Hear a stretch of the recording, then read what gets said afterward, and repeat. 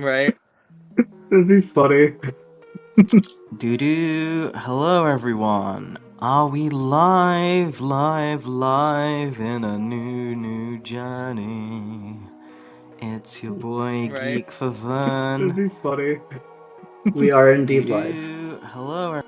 I can Hey, everyone. confirm. Okay. There we go. Forgive if there was a double audio at the beginning just there. I just had the stream tab up in another thing so I can make sure it was working. But yeah, let me look at chat. I hate to rain on your parade, No Alfie, audio. but there's audio in the stream. I can double check that again real quick. Yeah, no, that's good. It's just there's no video of the tier list thing on the Discord call. I'm on Discord call yet. Have you got it No, now? no. I'll turn it off and back on again. I guess I don't know. It doesn't Try matter it. at the second right now because we're not streaming that, so that's fine. I just bet the stream was Sorry. okay. You're stressing me out with that. I was like, oh no, is the stream wrong? Goodness. I know it's a lot of juggling. It's weird because I can see it in the thumbnail version of it, but not the full stream. Can you see it on the Schmuckstiku? Can I see it on stream or can I? Wait, what was it again? Can you see the tier on screen share on Discord? Can you? Yeah, see yeah. I'm there right now. Yeah. Okay. Okay, weird. So it's just So Ian. it's just me. My bad. just ruining everything right out the gate. That's kind of what I do. It's alright. Anyway, hello everyone. Happy New Year. Not quite yet for the American folks and other parts of the world, but if you're in the same kind of area as the UK or anywhere that's already had their New Year a couple of bits ago, I hope you'll have a good time. And for those who have it coming up, Happy New Year. On this stream, I've invited a bunch of the world's stupidest and most beautiful people, a combination that is deadly and fearsome. So they're going to be coming in throughout the night, and the roster will probably change, but I don't really have a plan for the stream beyond some mini stuff. We're just going to chat with you guys in the chat and amongst ourselves, having some good times, answering some questions, maybe doing some tier lists. We'll see. Shenanigans galore. Joining us at the start of it, I want to introduce our wonderful co-writer of Dragon Ball DC and many more Geeks for Fun projects, Sid Pato. Hi. That's all I got. Just hi. Happy New Year. Merry Christmas. Happy Kwanzaa. And amongst the menage a trois that we've got going on right now, I introduced the wonderful one and only. You've heard of him already. Let's not bother introducing this multimillionaire, Smugstick DB. What's up, everyone? I'm Smugstick DB, whatever you want to call me. My super sandwiches. Please don't. Everyone's favorite Dokkan battle channel, Smugstick DB. Kagi Films, Kagmaster. Kagmaster, there we go. But yeah, so we're just here at the moment. We'll have some other friends join us throughout the night, but for now, we're the Dragon Ball boys. We're the ones that Dragon Ball. So if y'all have any whatsoever questions about Dragon Ball What If premises, or questions about our videos, or things you want to see us do, let us know in the chat, and we'll try our best to answer them seriously and not make a joke out of them and make you feel bad on stream. I would never do that. I might. Just saying. I might. I don't know. Oh dear. You never know. You never know. Maybe I'm feeling malicious. Malicious intentions in live strat right now. Yeah, that's all I do. I don't know. How else am I supposed to derive joy if not from the suffering of others? Spitting though, for real. He's spitting. Merry Christmas. Favorite Dokkan LR? That's him in the stream. Luis, you're literally the only person that can answer this. Favorite Dokkan LR? Of course. Well, I think personally, my favorite Dokkan Battle LR available now on iOS and Android, it has to be. I don't know. I was literally just playing like 2 minutes ago. Let me check my What a collection. ringing endorsement. Let me check my collection. I would love to get sponsored by Dokkan Battle. Are you kidding me? That would be so sick. It might be I'd love to get STR. sponsored. I'd love to maybe LR STR Goku and Vegeta, the one that fuses into Vegito. I love that one a lot. The Beast Gohan's been fun. I like him, but yeah. Right. We've got what is the best advice you can give to a person who wants to make a series inspired by shonen manga? As someone Read who's like, other stuff. yeah. No, like legitimately. But like, okay, so there's. I was talking with our friend Steve Baxi about this the other day, but like, there's this kind of cyclical nature to a lot of franchise writing where people are like reading stuff that's concurrent or is in the same genre of what they're writing, and that's good and fine and everything. But you should also like read stuff outside of it and get inspired by other things. And I think Dragon Ball's a good example of this, where yeah, like it's inspired by things around it, but it's also inspired by like martial arts and like American action movies and stuff. You know, it's like it's inspired by things other than just what it's trying to be a part of. So I think that's just generally good advice for writing anything is, yeah, sure, like the genre you're in and playing with, definitely read stuff like that, but also the stuff outside of it. Yeah, I agree with that. That's kind of a thing that Star Wars runs into a lot. Is they get in like a lot of the modern Star Wars stuff, or like Star Wars fan videos and such, like only gets inspired by other Star Wars things, and they don't expand to what created Star Wars in the first place, was a bunch of different conflicting interests. So whenever you want to write new stuff, or if you've been writing stuff for a while and you're getting burnt out, go watch something completely different, go read something completely different, and you might find where your tastes align with all these different things might be something no one has ever seen before, and we'll bring you some good content. And like one of the things is like a lot of people that want to write, they've read like Naruto and they've read like Dragon Ball, and like don't really go beyond that as well. Like you should check out some of the classics that inspired the people you like. Like maybe check out some Astro Boy stuff and see like where ideas came from. I don't think that many people do that. All right, that was a surprisingly deep question for early on in a stream. It's a good one. Yeah. How many James Cameron movie references are in DB? Lots. I mean, what, Terminator and Alien all over the place. There's probably some others if you dig deep enough.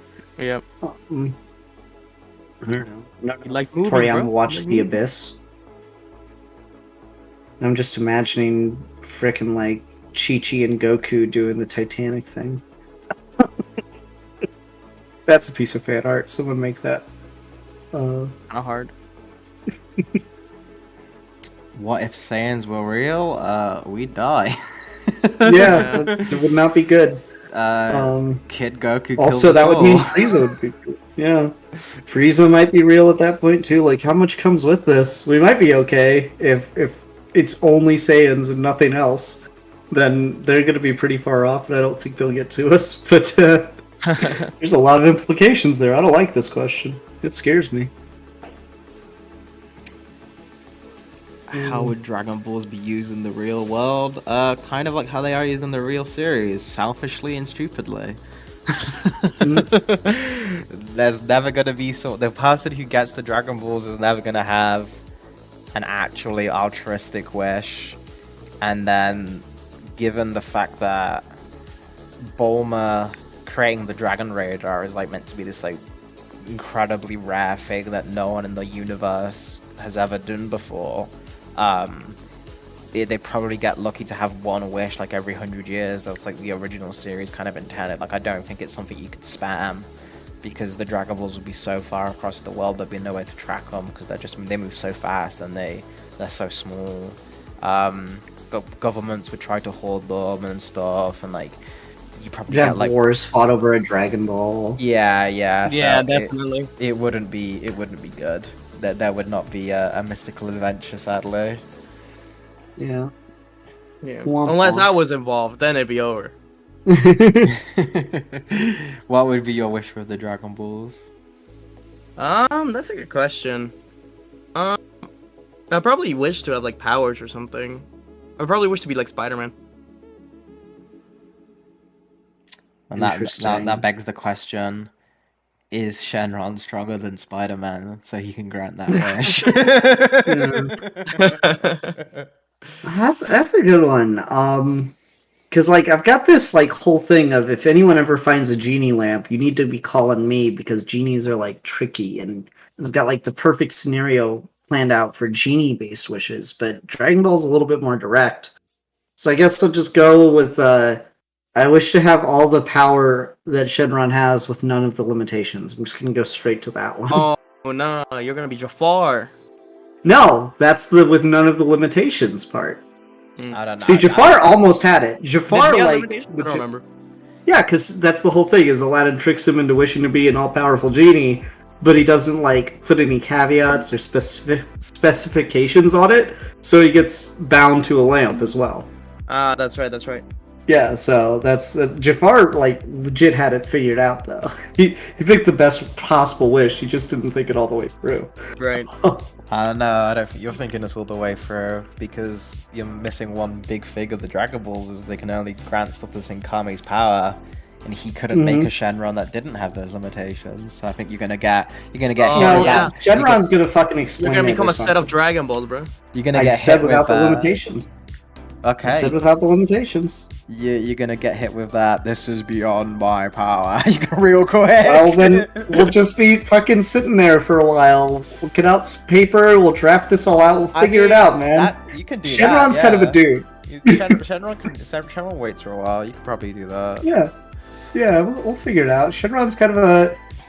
As far as, like, magical wish-granting beings go in, like, fictional continuity, Shenron's pretty damn chill. Like, give him that. Like, he does not do the fucky stuff that a lot of others do.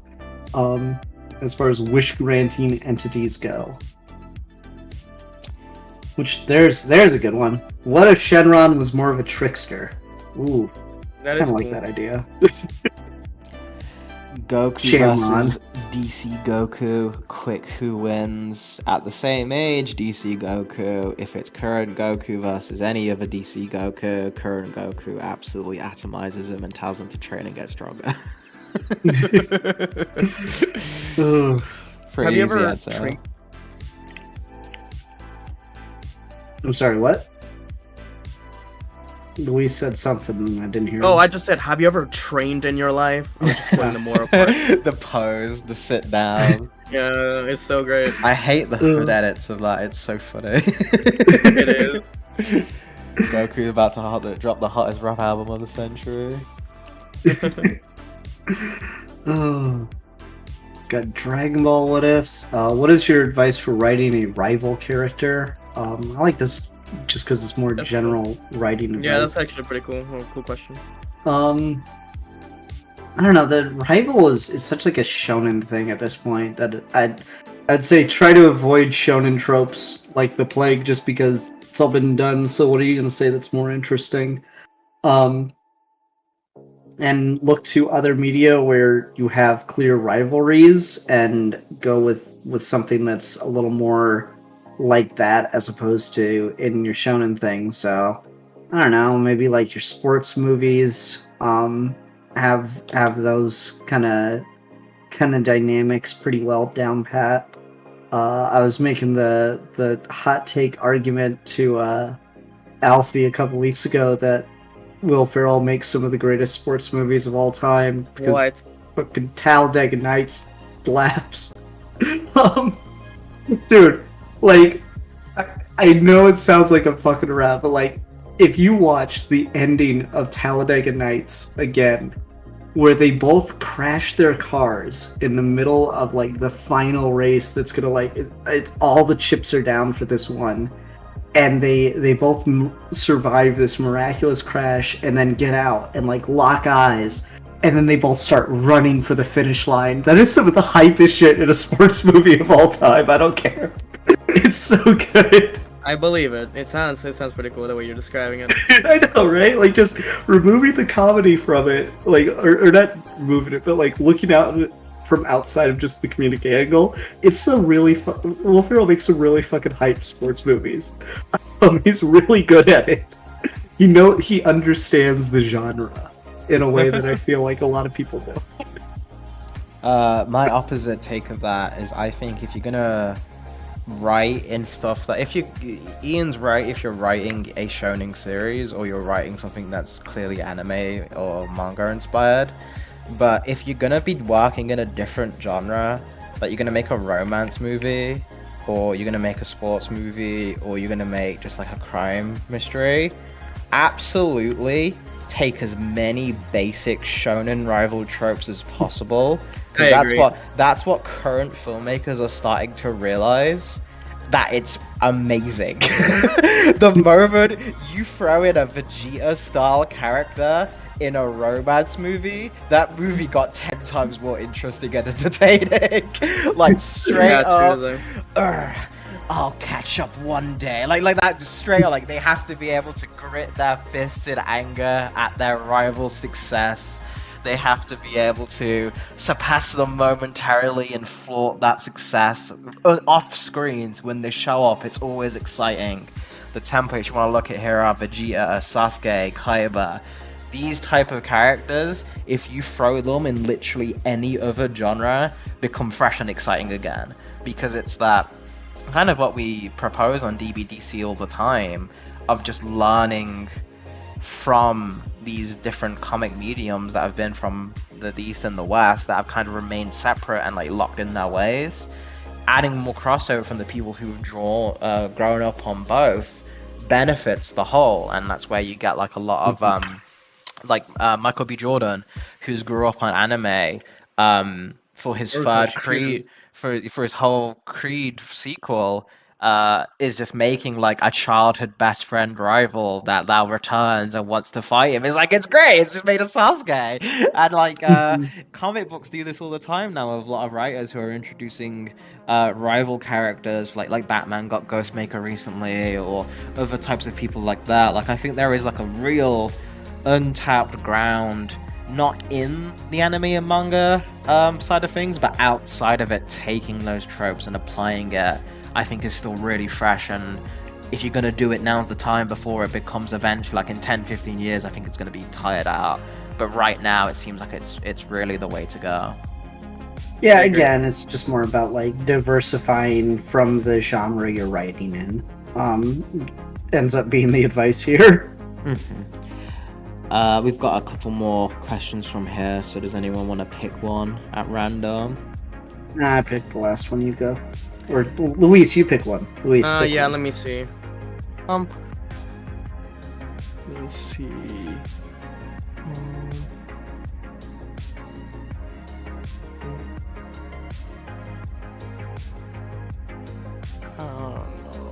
While he's looking, that Clark and DB style is cute as fuck, by the way.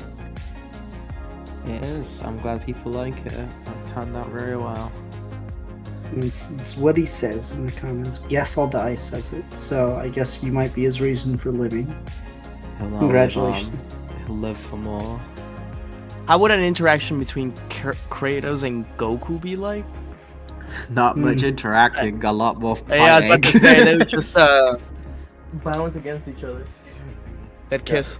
Goku's just gonna be like, hey, you look pretty strong, let's fight. And Kratos is gonna be like, I don't fight mortals. And then Goku's gonna turn Super Saiyan God. He's like, no, look, I'm a Super Saiyan God. He's like, let's start fighting. So yeah, there's not a lot really.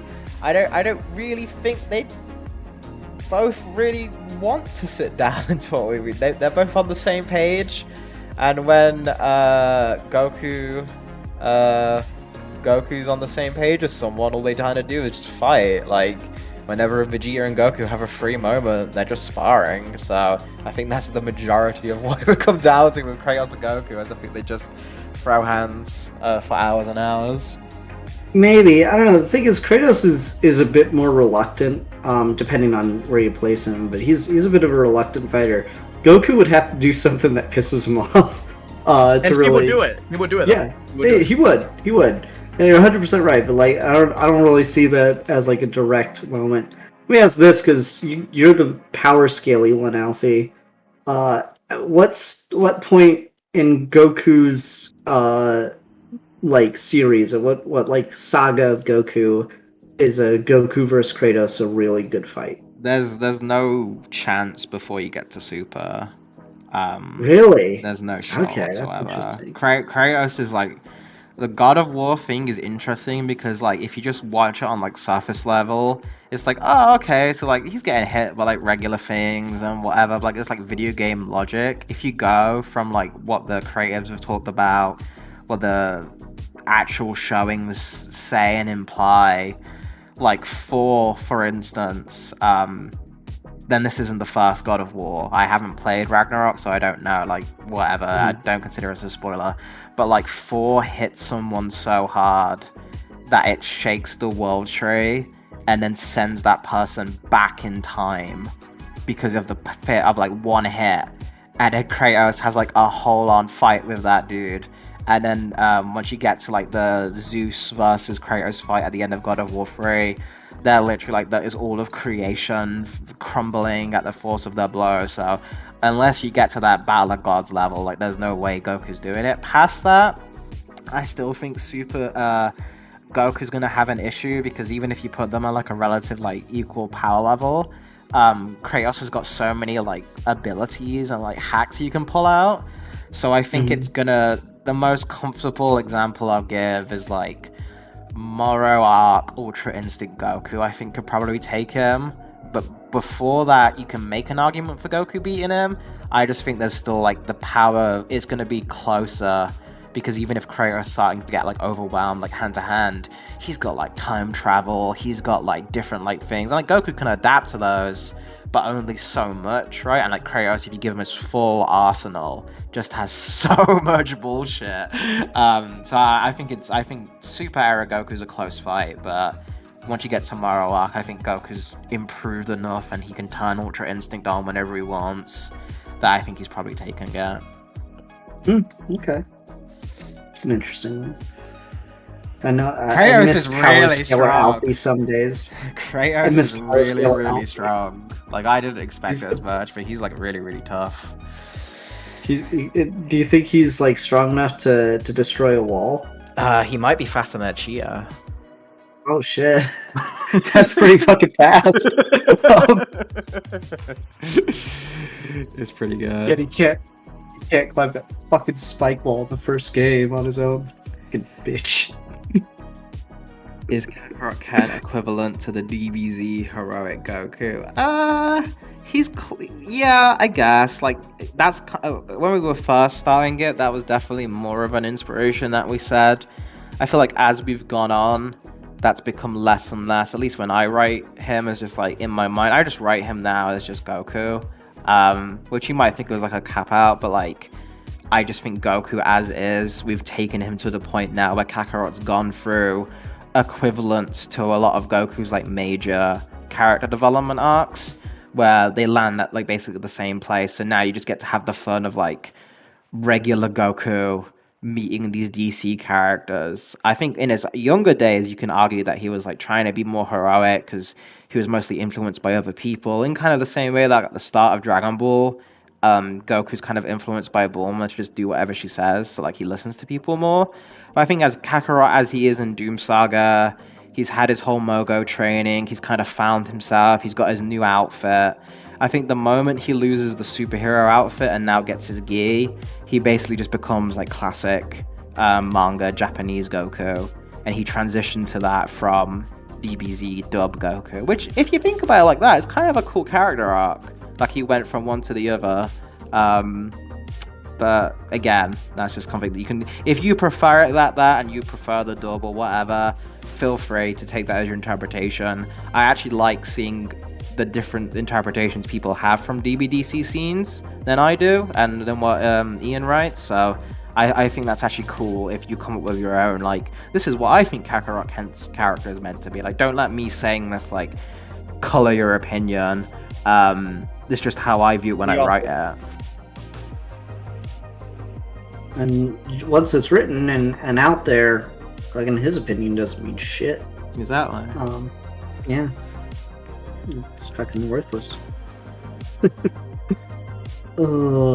Let's see, what's another one?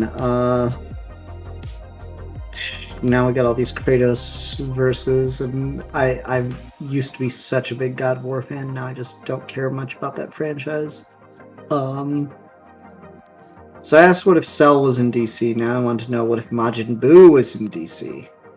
Buu would fuck shit up. Buu would be like a legitimate problem to not just like Justice League level, like fucking entire galaxy level things. Boo's one of those characters who, if he came up, you'd have like 50 members of the Green Lantern Corps died in one battle with him or some shit. And that's just the like first introduction of the character to the story, kind of opening of the arc thing. Boo would be a problem, especially in DC where people are less willing to put up with the wacky shit. Like, go with straight up just Fat Boo. Oh man, this is gonna go wrong. It depends on what hero meets them, I feel, as well. Yeah. Like, I feel like if Superman meets Boo, he's very quickly just gonna become something very similar to like the Mr. Satan arc, where like you'd get a very fun thing of like Clark dealing with someone who has really powerful magic, so it is a threat, but still understanding like, hey, this guy's just basically got the mind of a child. I don't really feel comfortable fighting him. Like, I'll fight him if I have to, but I want to. There's clearly going to be another way to solve this. So you basically get this like wacky hijinks of Superman trying to redeem Boo, as Boo doesn't understand social situations and maybe gets annoyed at Superman sometimes. But it would. I think you'd get like a. If people were actually going to write it, of course they'd fight at some point. But I think the majority of the arc would be more like a Bizarro situation, which Clark deals with a lot. And often those stories aren't fights. The most interesting Bizarro stories are like Clark trying to adapt to his worldview and trying to like force him. So like maybe he'd take Boo to Bizarro world and like would love it there. Like he'd make friends with Bizarro and like be completely like, oh, that people understand me in this place. It's actually more on my level. And that might be fun. But for other characters, like if Boo just like showed up in Gotham, that's like DEFCON 9, like everyone mobilized, all battle stations, Batman frantically searching for a plan for this, and he's got nothing, because like, how do you prepare for Majin Buu? He's just like, what is this? So like in Gotham, that's a completely different, that's like a horror story. Zatanna, I need your help. Like, you'd have to go to the magic community. They're the only one with like a real fucking chance against Boo, because Boo can already be contained by magic. But like, holy shit, there's so much to go wrong with that situation. Like, your Superman one is a good example, but like that kind of depends almost entirely on if like they meet without Boo having already killed thousands of people, kind of thing. If they like, if you put Superman in like the situation similar to like when Gohan first had to fight Fat Boo, I think Superman's in a lot of trouble there and isn't going to really have the opportunity to play with them the way Mr. Satan did in a way. Yeah, this is just why you need to step up your suit, because I think even in that situation, the real Giga Chad Superman writing mentality is going to change that to actually let him be able to get to the more interesting stuff than just the punch up. I think it's going to be a punch up pretty directly. I mean, I guess it depends if you got Bobby here. Which Boo really makes a difference, because, let's just go with, like, Fat Boo just seems the instant one, because that's where we're introduced to the character. But if you take Bobby completely out of the question, then you just have Kid Boo, in the DC universe, that's like extra fucked. Yeah, Kid Buu's a different situation. Yeah. Yeah, so it depends on like how far you're thinking the situation through. It's definitely an interesting one.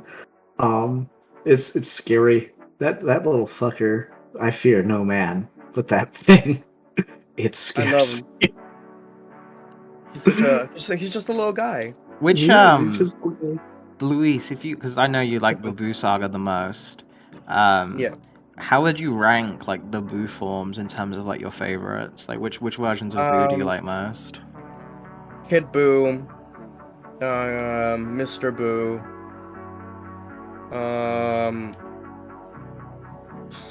Buhan, Boo Tanks, Bukolo, Super Boo, Grey Boo, Pure Evil Boo. Yeah, Kid Boo is definitely the best because how fun he is to watch fight, and he has so much personality in a very little amount of time and with no words. So yeah. We got a $5 super chat, and I gotta look this up. I think I know who they're talking about, but I gotta confirm. Oh no, I don't know who the fuck this is. I know who. Is this Imperix from is. Legion? Okay, yeah, Yeah. Legion of Superheroes. Got it. Yeah. What if is Imperix being planned for in Dragon Ball DC? No. Literally, if that interaction didn't tell you, I forgot who he was, so no. Ian, again, we have this sometimes where we have different things. I know who Imperix is, so like if I wanted to, I could have like brought him up and said, oh, we can use him and stuff. I just don't really find him that interesting. He's mostly just someone that's used in like power scaling debates because he's really strong. So like sure, you could have a fight with Goku on it, but I don't really think there's going to be much interaction between Kakarot and the Legion of Superheroes, or even more so just like Imperix on his own. I don't really find that compelling. There's like a laundry list of more villains I want to get to before Imperix, so I know the answer. Imperix did show up in the Super Saiyan saga. Goku one-shotted him and said he needed to train more. Does Jenny O have a way to contact Kakarot like main universe Olsen and Soups? Yeah, so she just like whips out like a spit roast like barbecue and just like waits and he'll come.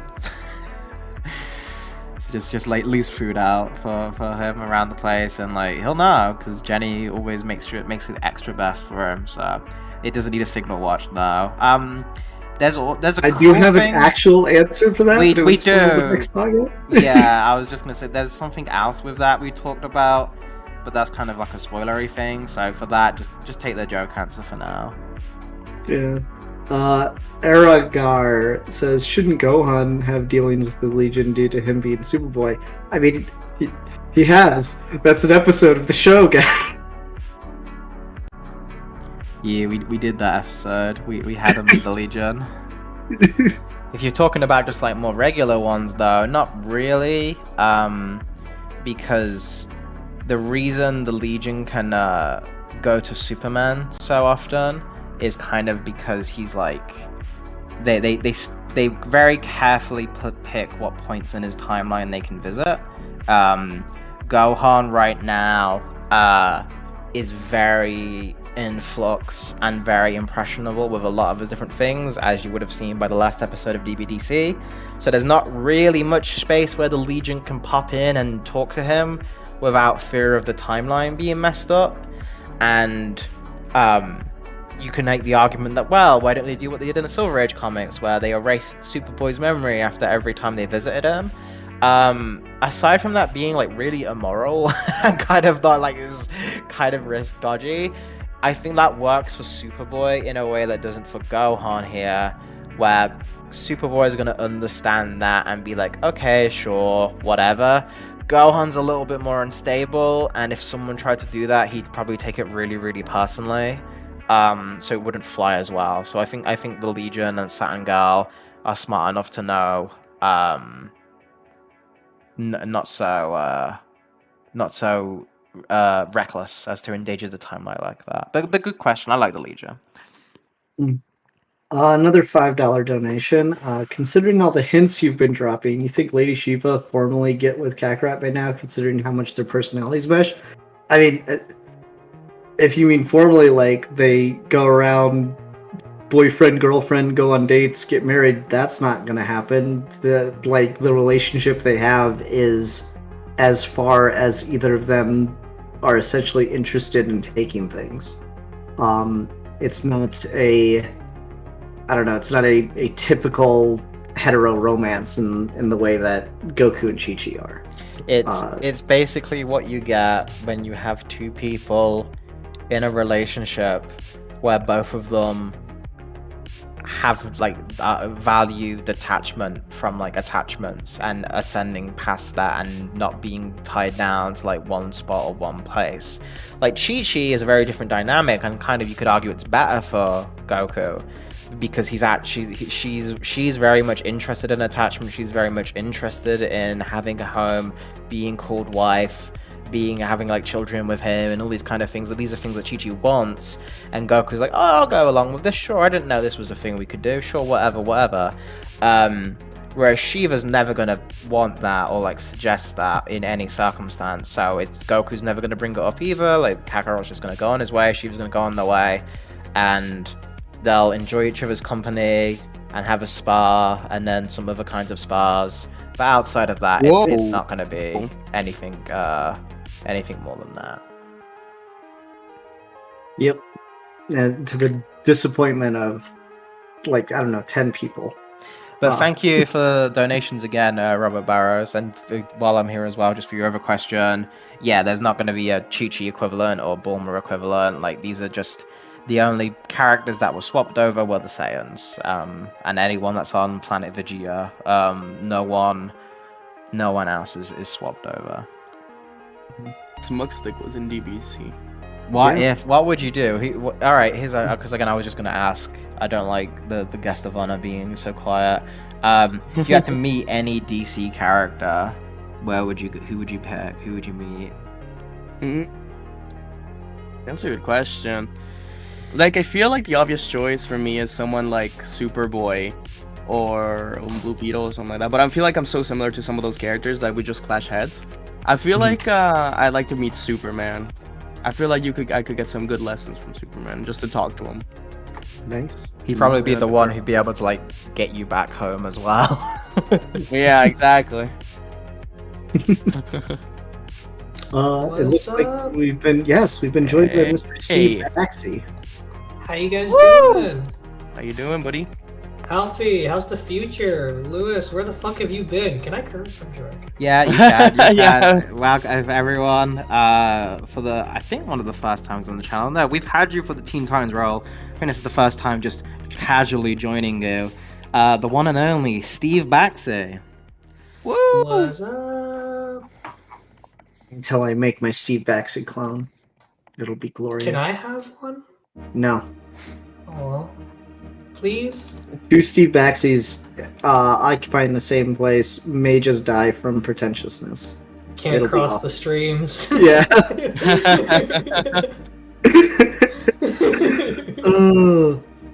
I mean, you joined at an interesting time, Steve, because I kind of like the question that Alfie posed to Luis, so I'm going to pose it to you. If you could meet any DC character, who would you want to meet? Who would I want to meet? In just any DC character, period? Yeah.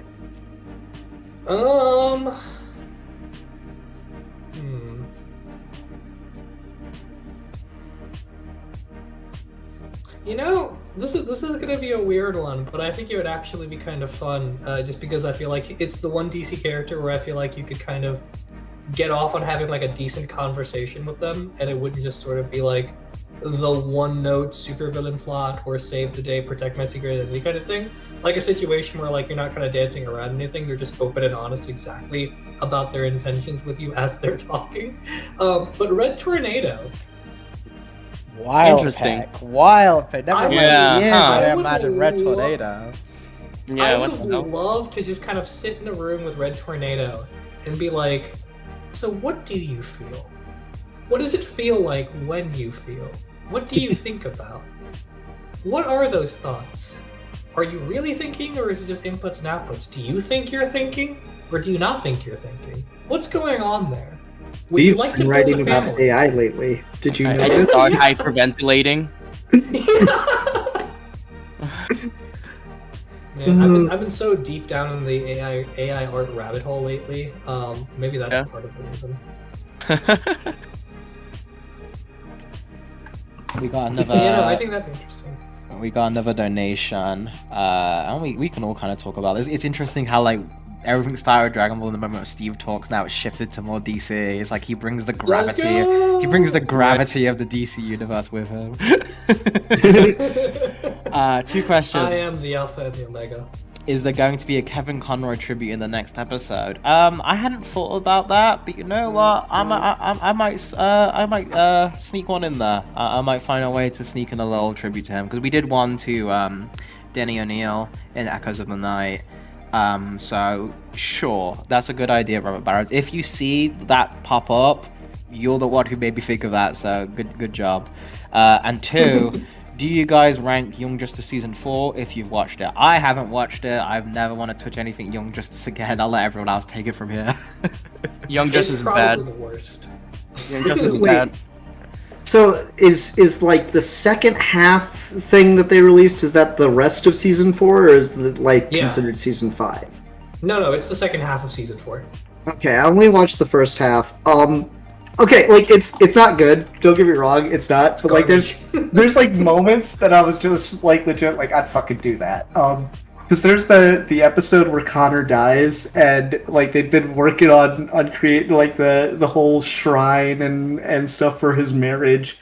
And it just, the fucking end credits is just Miss Martian crying for like 2 minutes with the credits going over, and she's like at the altar that they all built together. And I'm like, I'd fucking do that. I would put that bit in something. I practically did with Alfie in Doom Saga. So it's like I can't help but admire certain things about season 4, like the fact that it is so blatantly cheap, and they tried their best to work within their limitations. So like the whole first arc of the season, no one's talking to save on lip flap animation, and so funny. Throughout the rest of the first half of season 4, they do all these like flashback sequences where it's just narration and like still images to save on animation budget. I'm like, you know what? I respect the grind. But no, it's not very good. There's so much shit though in that season. Where like, on the one hand, you're right. They are kind of like unabashedly trying to save money by pulling the cheapest gimmicks possible. But on like the other hand, part, right? Like they're on Mars, so everyone's communicating telepathically. But no one's talking. On the other hand, the problem then is like then they try to pull shit that they know they don't have the budget for, and it looks terrible. Like that show, the way their character models are, it's not their fault, but the way their character models are, they are expensive as shit to animate in exaggerated ways. Like it would just take a lot of money. Warner Brothers is not going to shell out for this show that no one watches anymore.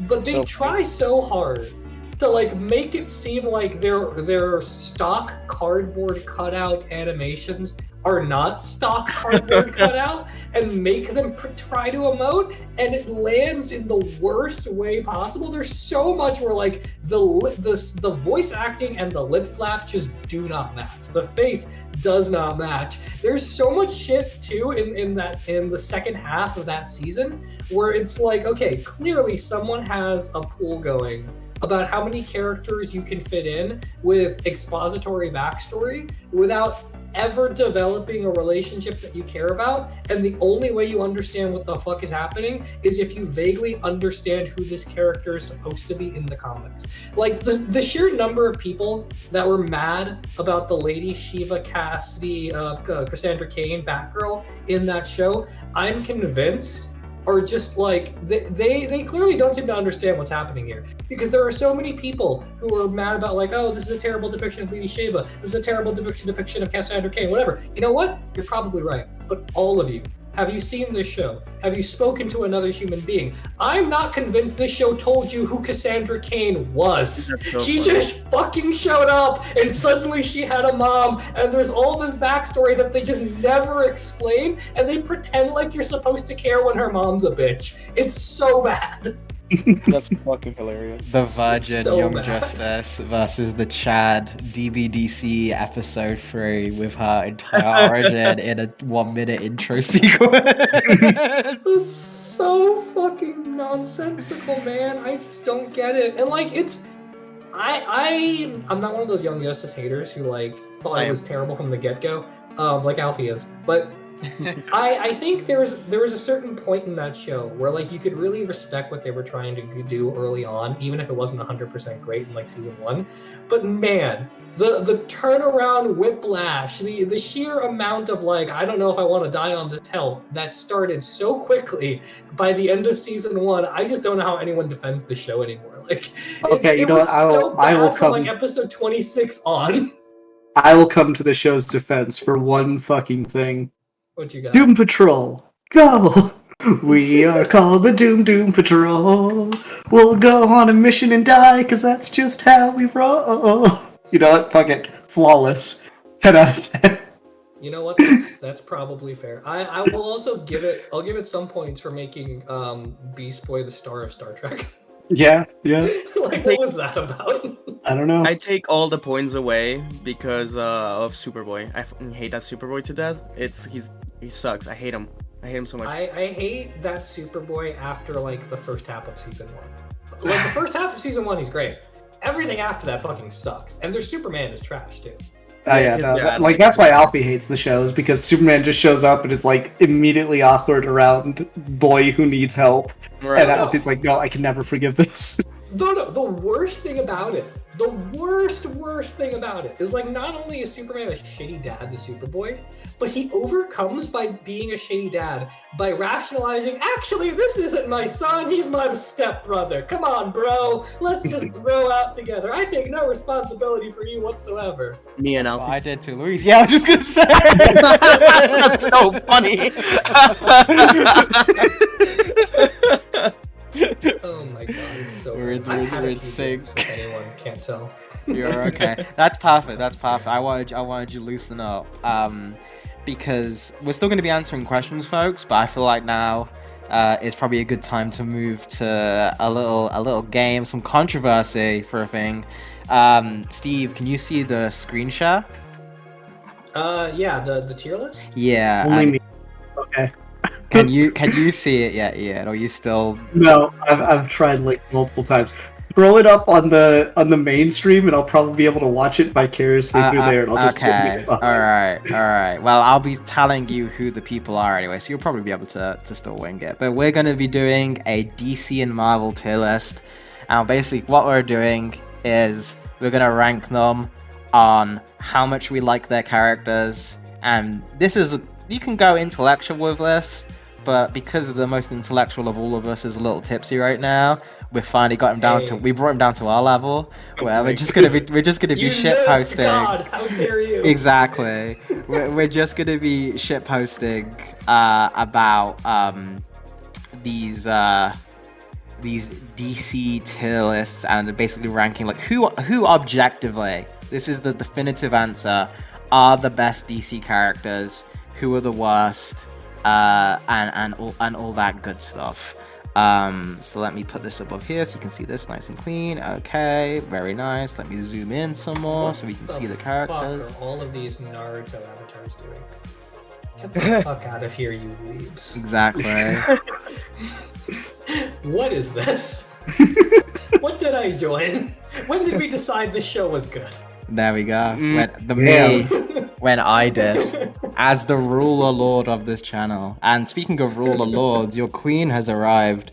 My beautiful, gorgeous, amazing, wonderful wife, Aaron Taylor, aka the Go, aka the God. Woo! I crept in. Sorry, I was just lurking quietly, but I'm here now. Yeah. You joined just in time, as we're going to ruin our friendships completely. So we're gonna go in order from this and just kind of going as we are. And so the first one we see is John Constantine. Good. Meh. Good or meh? Amazing but flawed. I'm fine with good. I'm kind Amazing of but with Luis. I think he's all right, and I think he's a good part of the universe. But I've never really been that into Constantine. No, I'll fight you on that. I'll fight you in that he is good, but he is an awful part of the universe, and that's where the flaw comes in. You just think like he shouldn't be in the universe? Yeah, the biggest problem with John Constantine is that he should not be in the DC universe to begin with. Constantine and Hellblazer, by extension, for like the 300 issues that it ran, was this incredible, adult, politically savvy book that it was super experimental and did so much cool stuff. Its politics weren't always great, but they were always interesting. And Garth Ennis's and Jamie Delano's runs on Hellblazer within like the first 100 issues of that book are two of the greatest runs in all of comics. The fact that Jamie Delano opened issue 1 and like from page 1 it's one of the best books you've ever fucking read in your life is a testament to how amazing Hellblazer was for a long period of time. To this day, the most emotional, and this includes Tom King, the most emotional I ever got reading a comic was during Rake at the Gates of Hell during the end of Garth Ennis's run, because it's so fucking good. You got to a point where the entire city was on fire, and I just cried my eyes out. It's so fucking good. But then, the motherfuckers at DC killed Vertigo, and they brought Constantine in during the New 52, and they just made him like kind of gruff, sort of sarcastic British magic spell throwing jackass, and he's nowhere near as interesting as he was. Constantine used to be like one of the greatest creations American comics ever had, and then they immediately did with him what makes all American comics less interesting by just throwing him as a B-lister in the DC universe. Fuck that noise. But for the first 300 issues, god tier. I hope to God that like we get a Steve Baxi rant for every fucking character. I was thinking the same thing, right? You know we will. That's just a given at this point in time. It's just Steve in general. That's... If this helps, we'll say for all of these characters, it's as they are in the connected universe. So this isn't Vertigo Constantine. Then if it's in canon Constantine, then delete it. That's so funny. That's funny. We're going with. Dog, if we're going with Neil Gaiman, Sandman Universe, New 52, Justice League, dark bullshit, then delete and nothing is left. I like him in Sandman. I like him in Neil Gaiman's Sandman in the 90s. That's what I meant. He's always been meh for me. I'm just meh. I've never really given a shit about this character ever in my life. Alright. He's going down every time we talk about him. General consensus, Ian, like deciding vote, good or meh? I'd still say meh. Alright, let's just stick him in meh. Alright. Ant-Man. I can't tell which one this is. I think it's the MCU suit, so it's Scott. That looks like MCU Scott Lang. Yeah. But shall we just count like Ant-Man as a whole, including like, because that character, like compared to everyone else, has like so little to it. Should we just count like Ant-Man in general? Sure. Sure, and I think by your own admission of let's not focus on any particular one. Let's just go with like the general idea of Ant-Man is delete and yeah, that's what I was gonna say too. I like Scott, but I like him in the movies better than I like him in the comics. I'll fight you a little bit on this one because like everyone complains about Spider-Man comics not being consistent or good or like not aging him up to keep him dealing with real emotional issues. You know, all the people that fucking hate Spider-Man comics, if they read Scott Lang comics, they would be getting their Spider-Man comics. There was a strong period of time where Scott Lang was just Spider-Man except good. So I would put him in meh because like I don't give a shit about Hank Pym. Rage of Ultron, the graphic novel by Rick Remender, is really good, but otherwise I don't really give a shit about Hank Pym. But Scott Lang, for like a golden age of time, for like 30-something issues, was legitimately like the best Spider-Man comics you ever got. Wow. Here's my argument for Scott is that I think he's good in cameos and other things. He's better in small doses than he is on his own, quite honestly. Shut up, Luis. Just shut up. I agree, though. I do agree with that. Right. And I will say, like, I Hank Pym because, you know, come on now.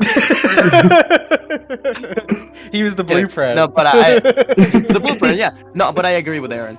All right, Aaron and Steve have made good arguments to putting him in meh. I think that's fair. All right, this is Superboy. Hold on. Oh, Yo, hold on. Before you go in, we got another $5 donation, so we should probably what we got? real quick. What were your thoughts on the DC AMU that we got until the new Flashpoint? Basically, the story where we got Trigon versus Darkseid of all things. Man, those movies weren't very good. What is and that? The ones that what were is DCAMU? Would be like the directed DVD animated films. That like start with what was it? Justice League Action, not Justice League Action. Justice League Action, Justice League War. Justice League War, that's it. They're and then all connected? and then go to a Flashpoint. And there's one of the problems. Oh. I'm in agreement terrible. with them. I like the one that I liked watching at least. I thought was at least a decent time. It's not cinema or anything, but it's for a cheap movie to watch. I like the first part of the Death of Superman movie. I think that one's an alright watch. That one's fine, but past that, they're just completely worthless. Yeah, they're I like tried to like Justice League versus Teen Titans, but yeah, basically they all trash. yeah, they're like okay at best. Like the best of them is maybe I'd watch this when I'm like doing something else. You know. The Hush one is an abomination. Oh, Is it that bad? Hush is already an abomination, but that is the worst abomination. All you had to do was not be trash, and you still failed. Literally though, like if I had to choose between like a bullet to the head, the Hush movie, and the Hush comic, I'd choose the bullet to the head. Really. As he says, as he prepares to buy another hardcover of said comic. I mean, I have it on my shelf if you want to see it. Alright, here we go. Back to the tier list, I believe. Where we put in Superboy, Connor Kent. Now, this picture is... Yeah, with the Vimsa picture, I don't know about that one. is the bad outfit, right? But I assume this is for Connor in general. And he swings back and forth on the personality spectrum. So. Yeah, that's the thing. It depends on what he's wearing. So, I think he's amazing but flawed. When he's the one I like, he's great. I'd probably put him in meh. I like some of the 90s comics. I like the Jeff Lemire run a lot. I like some of what Johns did with him in the Teen Titans run that everyone else hates. But in general, he's just way too inconsistent. And I feel like we've just never found a good role for him in the universe. Especially now, I feel like he's really just nobody knows what to do with him. So I do agree with that. If it's now, he's probably meh. Yeah, unfortunately. Yeah, which makes me really sad. Of Superboy so much more than any execution I've ever seen. Superboy is probably my favorite of the Superman family outside of Superman himself. So that's telling you a lot when I say he goes in meh. Yeah, it's the same with me. Why are you thinking, Mrs.? The problem with him is he's never done long enough or well enough in what he's in my opinion. He's a character with more potential than he actually is. He's good in concept, it's a great concept and good potential, but they just don't do anything good with it, so it's hard to say, because I think conceptually he's definitely amazing but flawed, but he's just not used well ever, so it's kind of hard to put him anywhere. It's pretty sad when your best comic is your cameo appearance in Red Robin by Christopher Yost. Yeah, I'll put him at the top of meh, because I think Connor has he's one of those characters Ant-Man, whatever, they've kind of already done the best version of it, what it is. Constantine, like Steve said, already had the peak run and then dropped off, but Connor is a good writer could push him up 3 tiers easily. It wouldn't take much, so I think him being there the top of meh, I think is fine. Let's do it. Yeah, let's do it. X-23, Laura, Wolverine. Amazing but flawed. I agree. Yeah. Yeah. I'm not a fan of all these female characters replacing their male counterparts in comics. Oh my god, bro. The biggest problem with Laura, in my opinion, is the beat of her realizing that she is not X-23, that she is not a weapon, that she's Wolverine and Laura in her own right, is basically the touchstone of every single thing she's ever been in, and we kind of don't know how to do anything with her that isn't just that story. So you get like 5 to 10 issues that are like really good that do that, and then it just doesn't matter, and then we do it again, and then it's okay, and then we do it again, and then it just keeps repeating ad nauseum. So like she's good, but I don't think anyone's ever. She's kind of got like Mr. Freeze Heart of Ice problem, where like she's good. The original intention with her is good, especially when you start making her like a metaphor for sexual assault that they did in like the late 2000s. But she's never had anything that makes her stand out beyond that. And there are only so many times you can do Mr. Freeze Heart of Ice before it's boring. Yeah, the character with really only one story to tell kind of thing. Exactly. Mr. Freeze, Zod both fall into that thing, where it's like you could probably do other stuff with them, but like everyone keeps coming back to this one idea. There's just no stories with her that aren't just that. I would say good. I wouldn't put her in meh. I would say good though. Yeah, I think she's good. Yeah. I'm not read anything with her. I liked her in Logan, so I'm comfortable with good. On Logan if it was alone, a Logan version, that would be peak. On Logan alone, she should be in good for like just that one film appearance. Clears most of the comics, so like she can just be here. I think is a good, unless anyone else really wants to go to bat for Laura. But I think good's fine, because again, she's got good stuff and she's got interesting character, but like there's no like all-time run really with her. Speaking of more X-Men characters, unfortunately, there is an all-time run with her. It's just written by Tom Taylor. I knew you were gonna sneak that in there, Steve. That's so funny. I hope he watches the stream. That's the problem. Cyclops. Meh as hell. Delete and nothing is lost. Yeah, well, actually, I agree. No, actually, delete. Yeah. I agree. No, I agree. Last tier, man. Cyclops sucks. I'm not You know sorry. what's funny? I saw the other day somebody on Twitter was like, "Oh my god, because of the movies, I used to think this dude was such a jobber, but he's actually like really cool." I was like, "What are you reading? What are you reading?" Have you read any X-Men book ever? Right? He's so lame. He's so lame.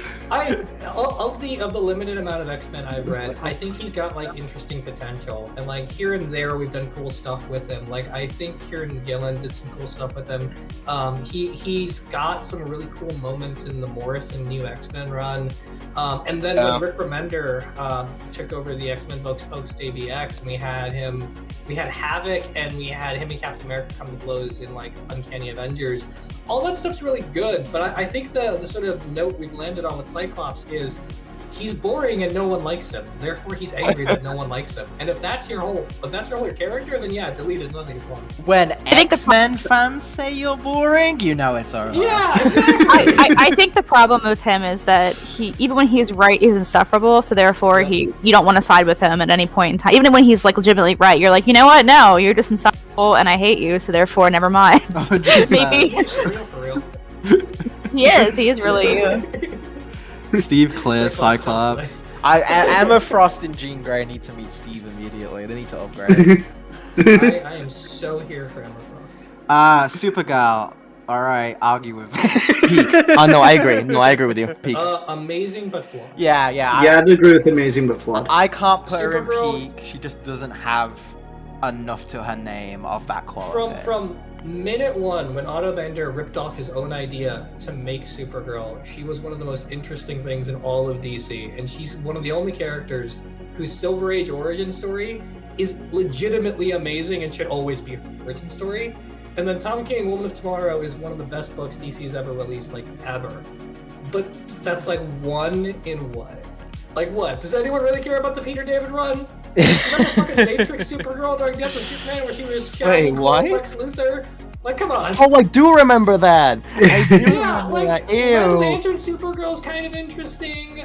She's got stuff here and there, but like she's such a good idea. She's got so much fucking potential. She's got one of the best stories DC has ever published, but she's got no ground game. There's no consistency with her. All right, but I see you, but I raise you this.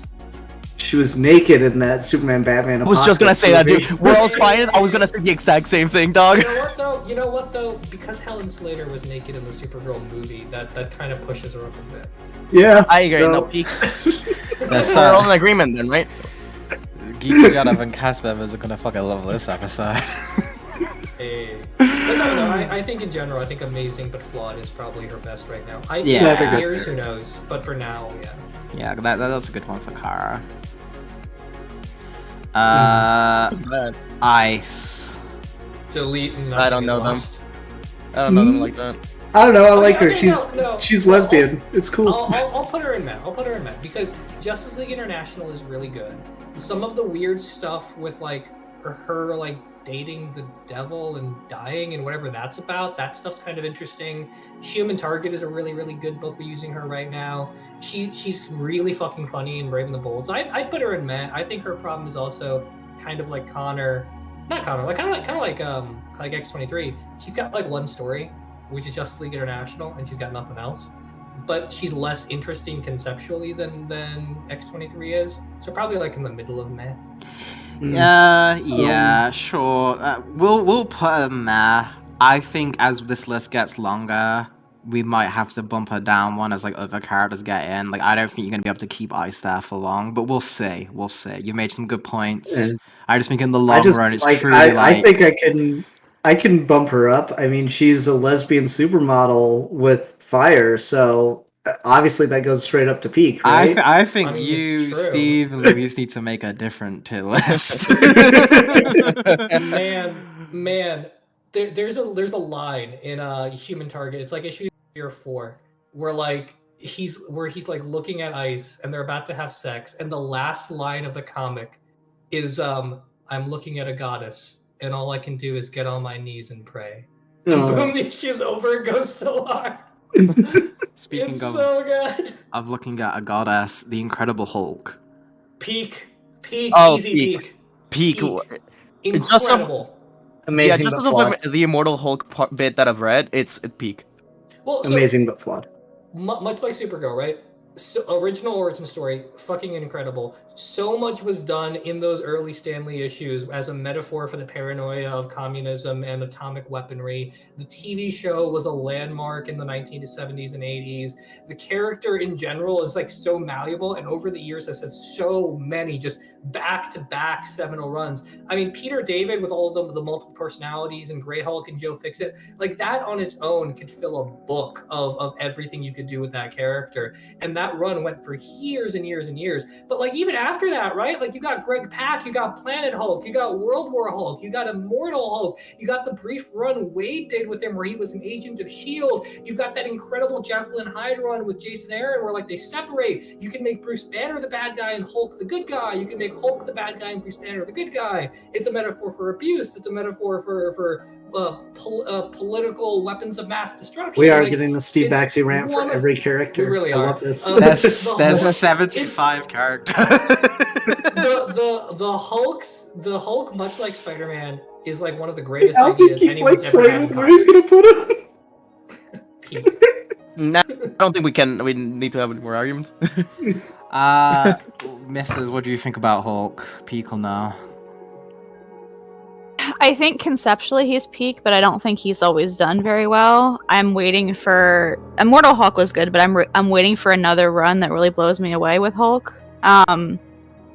So I'm gonna say good because I feel like he often has the same problem that was a criticism for X-23 Laura Kinney. Because again, really, really good when he's done really well, but flat like 60% of the time at least. So I don't know. I think we need more Hulk content before we say he's peak. I think conceptually is definitely peak, but I don't think he's always been utilized in a peak way. See, I tend to agree with Aaron on this one because I like a lot of stuff about Hulk, but like he's just got this same problem where people have a hard time writing the Hulk without completing him, and then the next writer just puts everything back to status quo. I know, Alfie, you talked about you loved Immortal Hulk, but then the next run was just the most basic back to status quo thing, not even trying to run off the momentum that you could possibly do.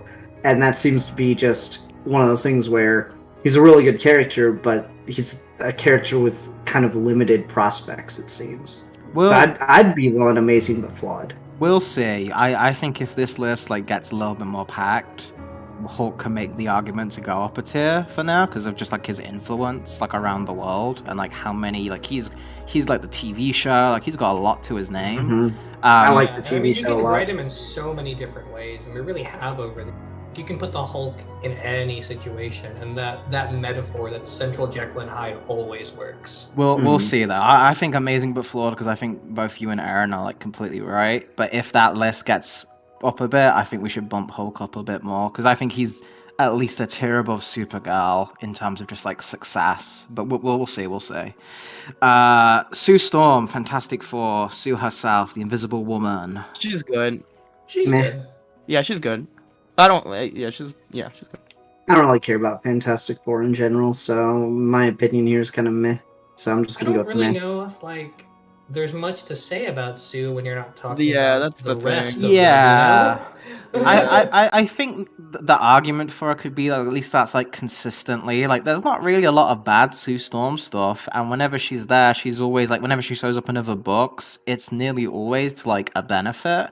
And I feel like we've kind of cracked her characterization of like the one member of the Fantastic Four that actually is like a superhero who's actually good at like competent, and the other three are just fucking like flailing. And like that seems to be like as rarely as you can get consistent comic book characterizations. She's had that for a long time, and so I think she's like a good example of a solid character that's nothing special, nothing like amazing, but like she has a clear purpose in the world, and like she's a benefit to like most stories. Would be my argument. I'd say put her at the bottom of good. Yeah, Put her she's at bottom She's good. Yeah, that's fine. I make the argument like you've been saying lately of she might end up going down a tier as it goes on, but we'll see. Madam Mask. Steve is the only. Steve is the only person who can. Steve is the Delete only and nothing is lost. Nothing is lost. Yeah, delete and nothing. No. Madam Mask is good. Madam Mask is because the original run on Iron Man where she first shows up, Tony accidentally kills her dad, and that bleeds into the first Michelangelo and Layton run. And there's much like interesting, like there's so much interesting psychology between Tony and her that sets up stuff like Demon in a Bottle that I think it is actually kind of worthwhile. I don't think her on her own you could necessarily make the case, but she's a villain and she's a supporting character. She's not really a main character. So her function in the history of Marvel and the history of Iron Man comics, I think you kind of can't lose. So I'd put her in good. I really like her. I think she's really important to the trajectory Marvel put Tony in from the 70s forward. Like realistically, you kind of don't get Demon in a Bottle without her. All right, Steve, I'm gonna make you this concession because I think I know where this is gonna go. Wherever we put Iron Man, she needs to be at least 2 tiers below that. Top of men. I'll do a top of men. We'll see if Tony gets to amazing. I don't know. There's some Tony haters in this chat. I'm sorry, but you cannot put her above Superboy. Superboy is a character who has much more like just like a recognizability and like marketability. Are we talking about recognizability, or are we talking about like good characters as they are right now? Yeah, right? this is just shit like, right post. now, Make your like, own you're rules. You're talking about Superboy chained to the cell of the Suicide Squad with kryptonite chains. Like that boy's not doing shit. Yeah, I don't know, man. I'm just saying. I think Superboy is like a much more interesting and well-rounded character than this bitch I've never fucking heard of. Oh my god. I will concede meh, but I do think she's a good character. She's not worth hearing of, Ian. To give you an explanation for that character, she's not worth hearing of. She's very boring in one note and not worth. I mean, you know, I love my female supervillains, but I thought it was Gamora at first. Even me.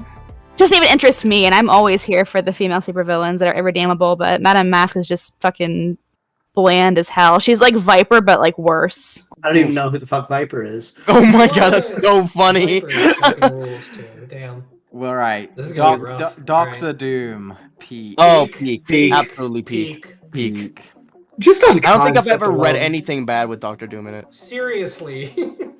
Like the only reason I'd say he could go under peak is because his live action interpretations have sucked ass. Yeah, but We're talking about comics. We're talking about comics. Those are like considerations though. Those are considered like adaptations and stuff we can consider because we've talked about it with like X23. X23. But if we're talking adaptations too, like he's great in every cartoon. Like every fucking cartoon, he's still fucking hype. Yeah. And it's my channel and I'm controlling the cursor, so he's in peak. Sorry. It's my sleepover. I get to pick the movie. Pretty much, right? You bitches listen up. I'm wearing my fucking spotted PJs right now, and you're gonna listen to me. All right, Batman, Bruce Wayne. Peak. Let's go, peak. Amazing but flawed. Peak. Batman and Superman are the single two most important fictional characters in American 20th century literature. They need to be peak. I mean, I'm gonna agree. Like, Batman's the reason I like comics, so I can't. No, like the Batman symbol is globally the second most recognizable thing besides Mickey Mouse. Batman's peak. I thought you were about to say like besides like the Christian cross. No, the Christian cross is not as high on the list as you'd expect. That's hilarious. But no, I read a book about this at some point recently. But like, no, Batman is fucking peak, right? Like Batman, Superman, Mickey Mouse are like the three things everyone in the world knows with no explanation. Mickey Mouse is also peak. Mickey Mouse is pretty peak. I'll give you that. I like Bugs Bunny, but yeah. I'm gonna put him in peak for now, but Luis and I know someone else. Yeah, I know, Aaron. Do you have an argument for why Batman shouldn't be peak? Of like 3 hours worth of arguments why he shouldn't be in peak. However, I will say, A, I used to be a Batman fan when I was younger. B, I always enjoy new Batman content outside of comics, typically. C, I love the Gotham universe a lot. So I can't say delete if nothing is lost because the whole universe is cool. The villain Rogues Gallery is cool. So I can't say I love Alfred, so I can't say delete it. Alfred is peak. Alfred is absolutely peak, 100%. Yeah, I love him. I just hate Bruce Wayne. I think Batman is cool conceptually. I just hate Bruce Wayne as a person, and I think that Bruce Wayne as an individual is a garbage human being. But I think there's a lot that Batman brings to the table. So I wouldn't say peak, but as much as my heart wants to say delete nothing is lost, I can't say that. I'd have to say probably good, even though I don't like.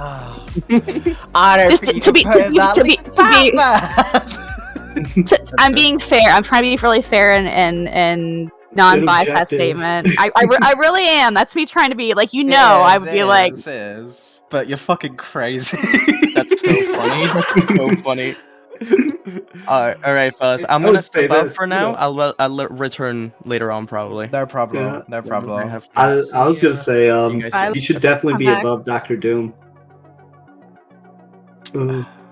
I was gonna say Batman should definitely be above Doom. Let's look at you wanna I don't know, man. Maybe I'll start listening to my wife if you start saying things like that. Maybe Batman's going down if you start saying shit like that.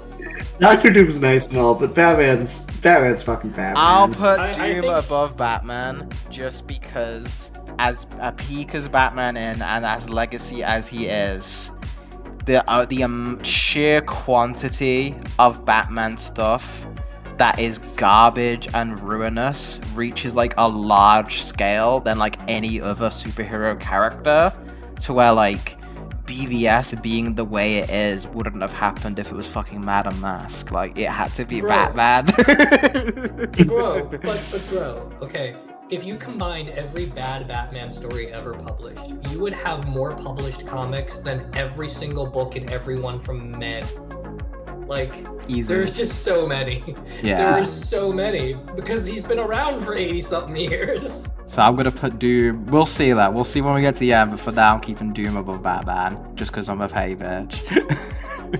You are. That's fair. You are a petty bitch. Doom does belong on top, you're right.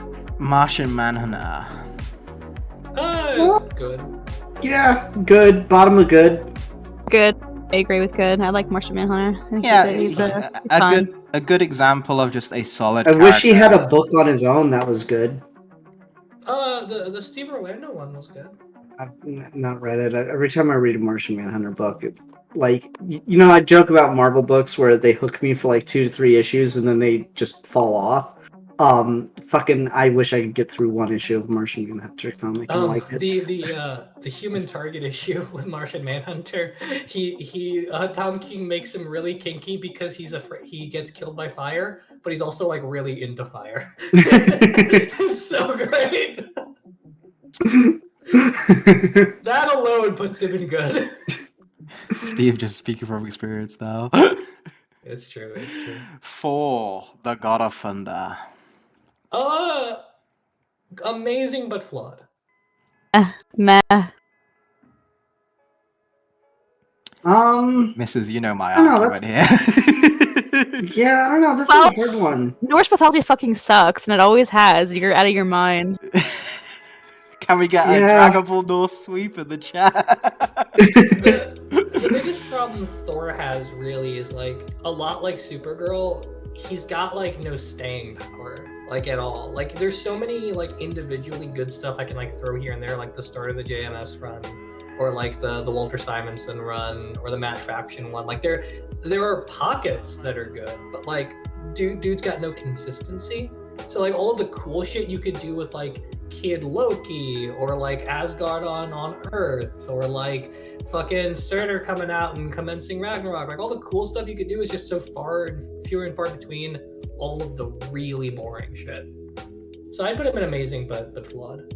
That, and I'm gonna point to the movies, right? Of like, they have no idea what the fuck to do with him in those goddamn movies. The first 45 minutes of Thor 1 is probably the best we've ever gotten. I was just about to say, if it was up to me, it was just the comics. I'd put him in amazing but flawed. But Thor Ragnarok and Thor Love and Thunder exist, so I'm afraid he has to go down. I'll hold here for just those 2 movies alone. The only reason Thor Love and Thunder isn't the worst movie I saw this year is because Morbius exists. Yeah. That's kind of it. It's a rough time. It's weird. I liked Thor Love and Thunder more than I think anyone else in the universe did. It was kind of a weird one. Everyone is finally turning on the MCU, and I'm like, these are okay. I've always liked all of the ones everyone hates, but even I don't like that one. I mean, I just think it was good. I just said I liked it more than all the hate it got. I was like, really? This is the one we've all decided to hate? Why? It's no different than all of the others that are bad. Hey, I said that about Eternals. I don't know why everyone turned on that one. That one's good. Yeah. Anyway, I don't really have a problem with Thor being good. He's fine. He exists. I like it when the comics give him the different like font structure than everyone else has. That's cute. Old English, yeah. Yeah, it's good stuff. Plastic Man. Delete and nothing is lost. Okay, I see your argument, and I raise you this. I have an album on vinyl called the DC Superheroes, and there's a song devoted to Plastic Man, which you might think, why the fuck did they bother doing that? But correct. It has the lyric, he was a criminal, but then he reformed and reformed and reformed again, and that single line of lyrical genius has stuck with me. No, that's peak. That's peak. So okay, I have a challenge for you. I want anyone in this chat to name one Plastic Man comic that they have read. Okay, I was gonna say a comic. I really liked him in Batman Brave and the Bold, though. That doesn't count. It doesn't count because it's good. It's because it's not Plastic Man's show. But he's in it. He's featured heavily. He's like one of the top 3 supporting characters of that show between him and like Blue Beetle. Like almost as much as Blue Beetle, yeah. No, I like him in that show too. But like, what do we lose without Plastic Man? I argue that he should be at the very least like bottom of meh. It's gonna be with, and he's like an interesting concept for a character too that like we don't see, where he was a villain and has reformed. Like that gets brought up a lot, but that doesn't like continue very often, especially for as long as Plastic Man has been around. So I think that like alone just kind of makes him like more interesting than Delete and Nothing Is Lost. The fact that he is a reformed criminal and he provides one of those examples of like, you know, the hero not just throwing someone in jail and then they keep doing the same song and dance over and over and over again. Yeah, I'll say meh. All right, let's get some speed round because I'm seeing a lot of forgettable people. Okay. Hercules Marvel version. Delete. Okay. Nothing's lost. Don't give a fuck. I Boring. like Boring the idea. Avengers. That's about it. Delete on that one. Yeah, who cares? Power Girl. Nothing is Deleted, lost. There's nothing some is two lost. two things are lost. Delete. Deleted, nothing is lost. I would say I'm nothing. saying it, man. Damn. I can't There believe is a Steve's bullshit betrayed me in like the this. universe. No, you're someone- right someone there. She has literally explain no to me. purpose. Yeah, explain to me the appeal of Power Girl that isn't just Supergirl. I asked people on Twitter like give me a Power Girl reason, and literally everyone like didn't read the tweet probably because I said, but that she's not an alternative version of Kara. They're like, well, she's an older, Yeah. more experienced version of Kara. I was like, so why is she a separate character? So just read Kara then. Damn. Anyway, Angel. Oh my God, why is it? From X-Men, delete. Nothing is lost. I think Angel is top of meh, bottom of good. I like Angel.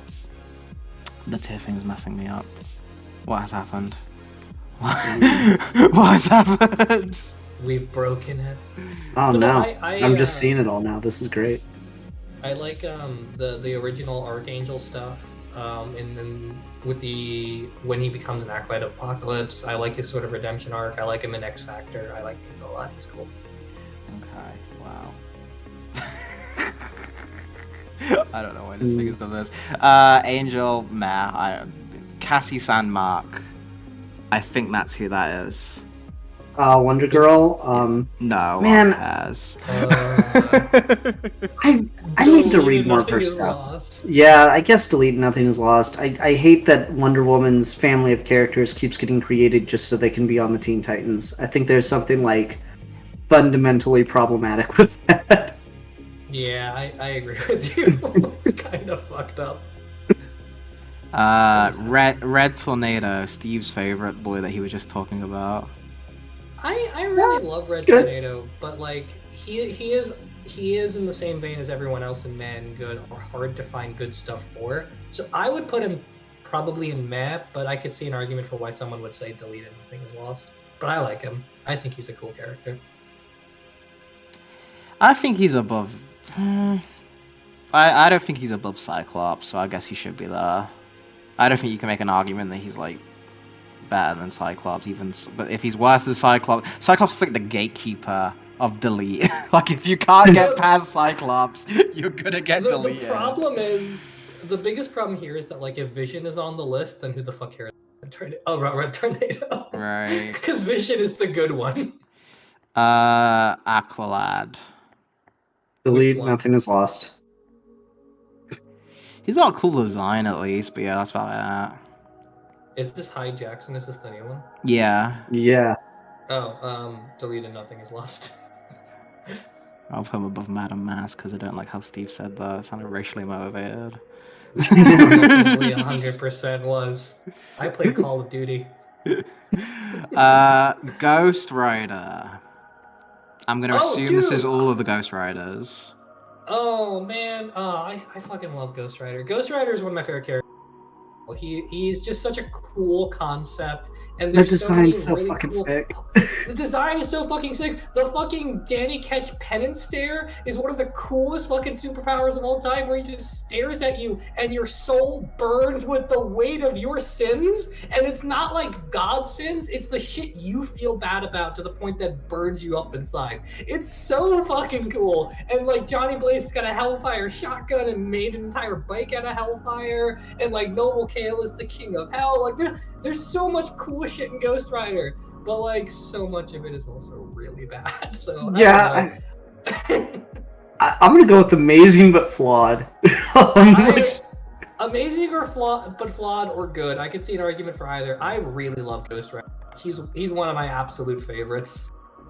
I love the concept and just the look and like the perfect like encapsulation, especially of like the hit the character was in the 90s. There's just so much fucking cool like factor going on with Ghost Rider, like that I'm willing to forgive the bad.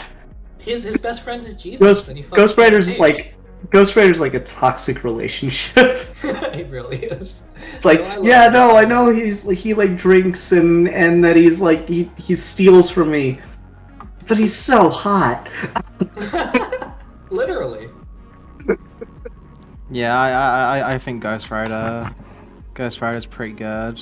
So we'll, I guess top of good sounds about right. I'm good. I'll accept top of good.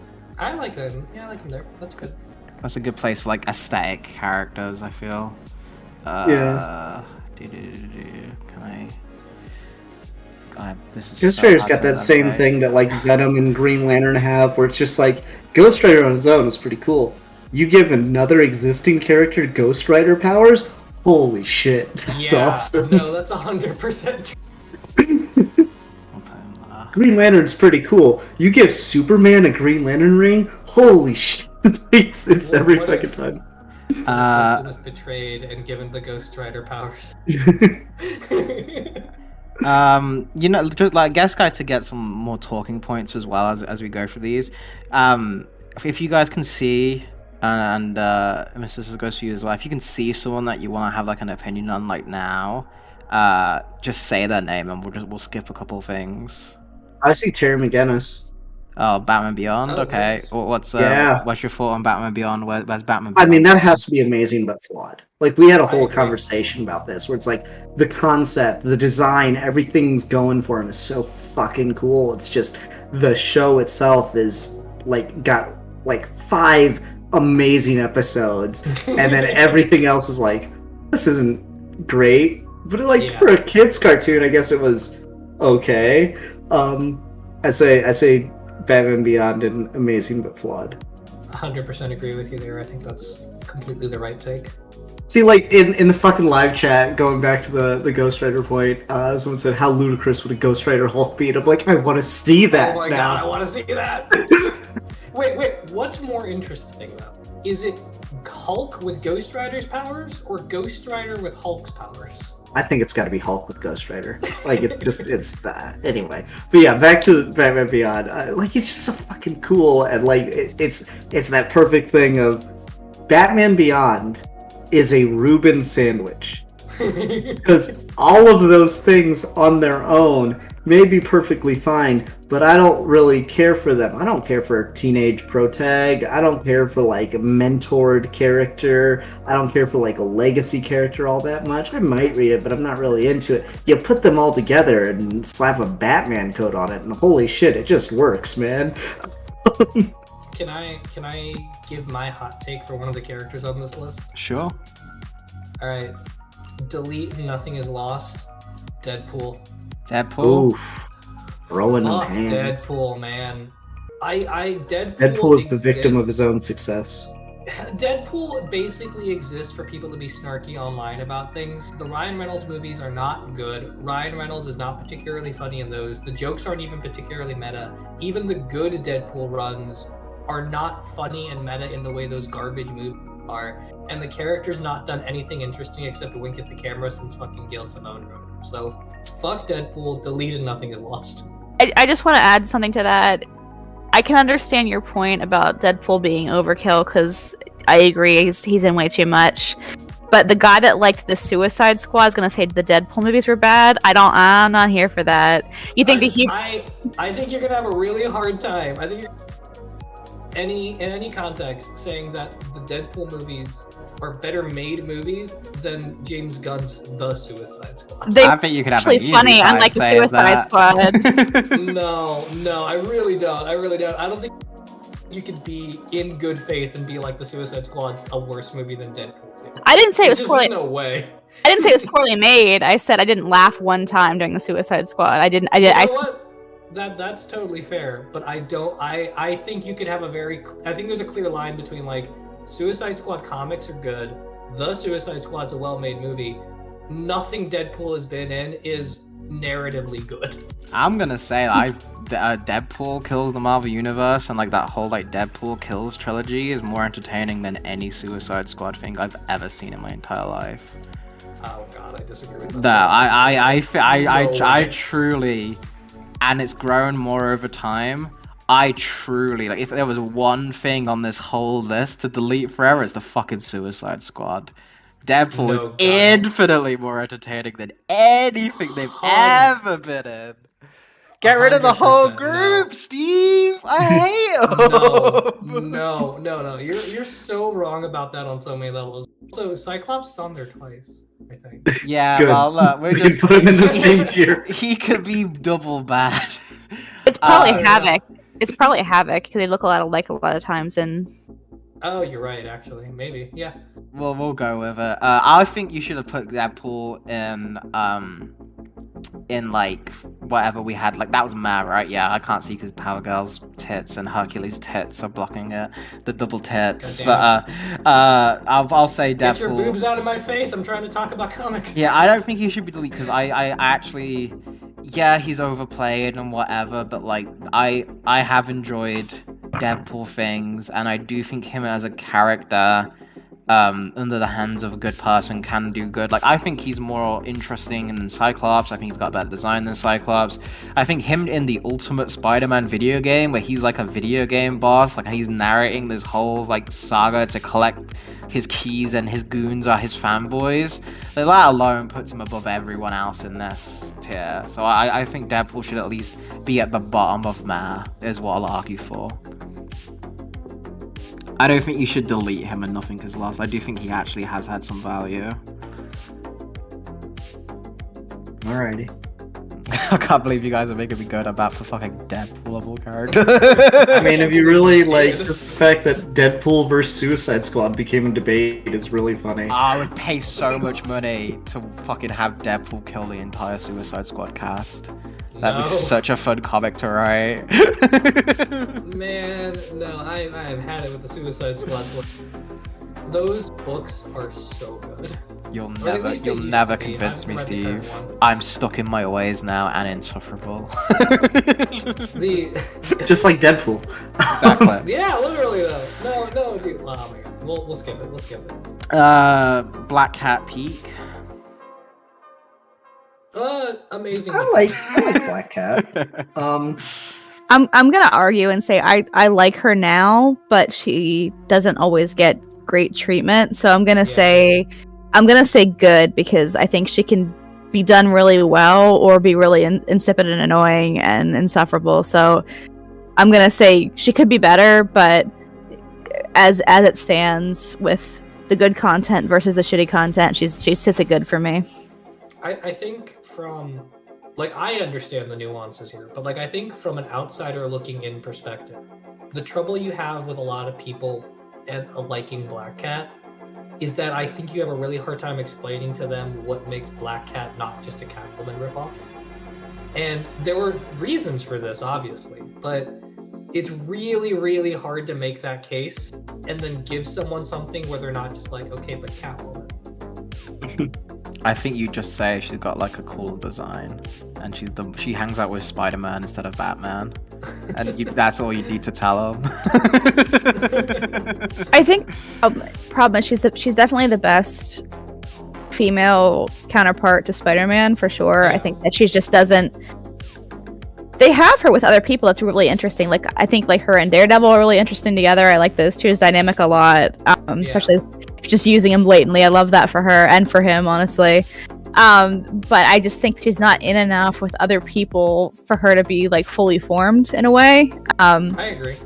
But I like her when she's done well. When she's not done well, she's just Emma Frost like knockoff. I don't care for her, but I think when she's actually explored and not explored in a fucking Mary Jane and Black Cat segment, I think she's actually interesting. The Mary Jane and Black Cat comic on its own knocks on a peg.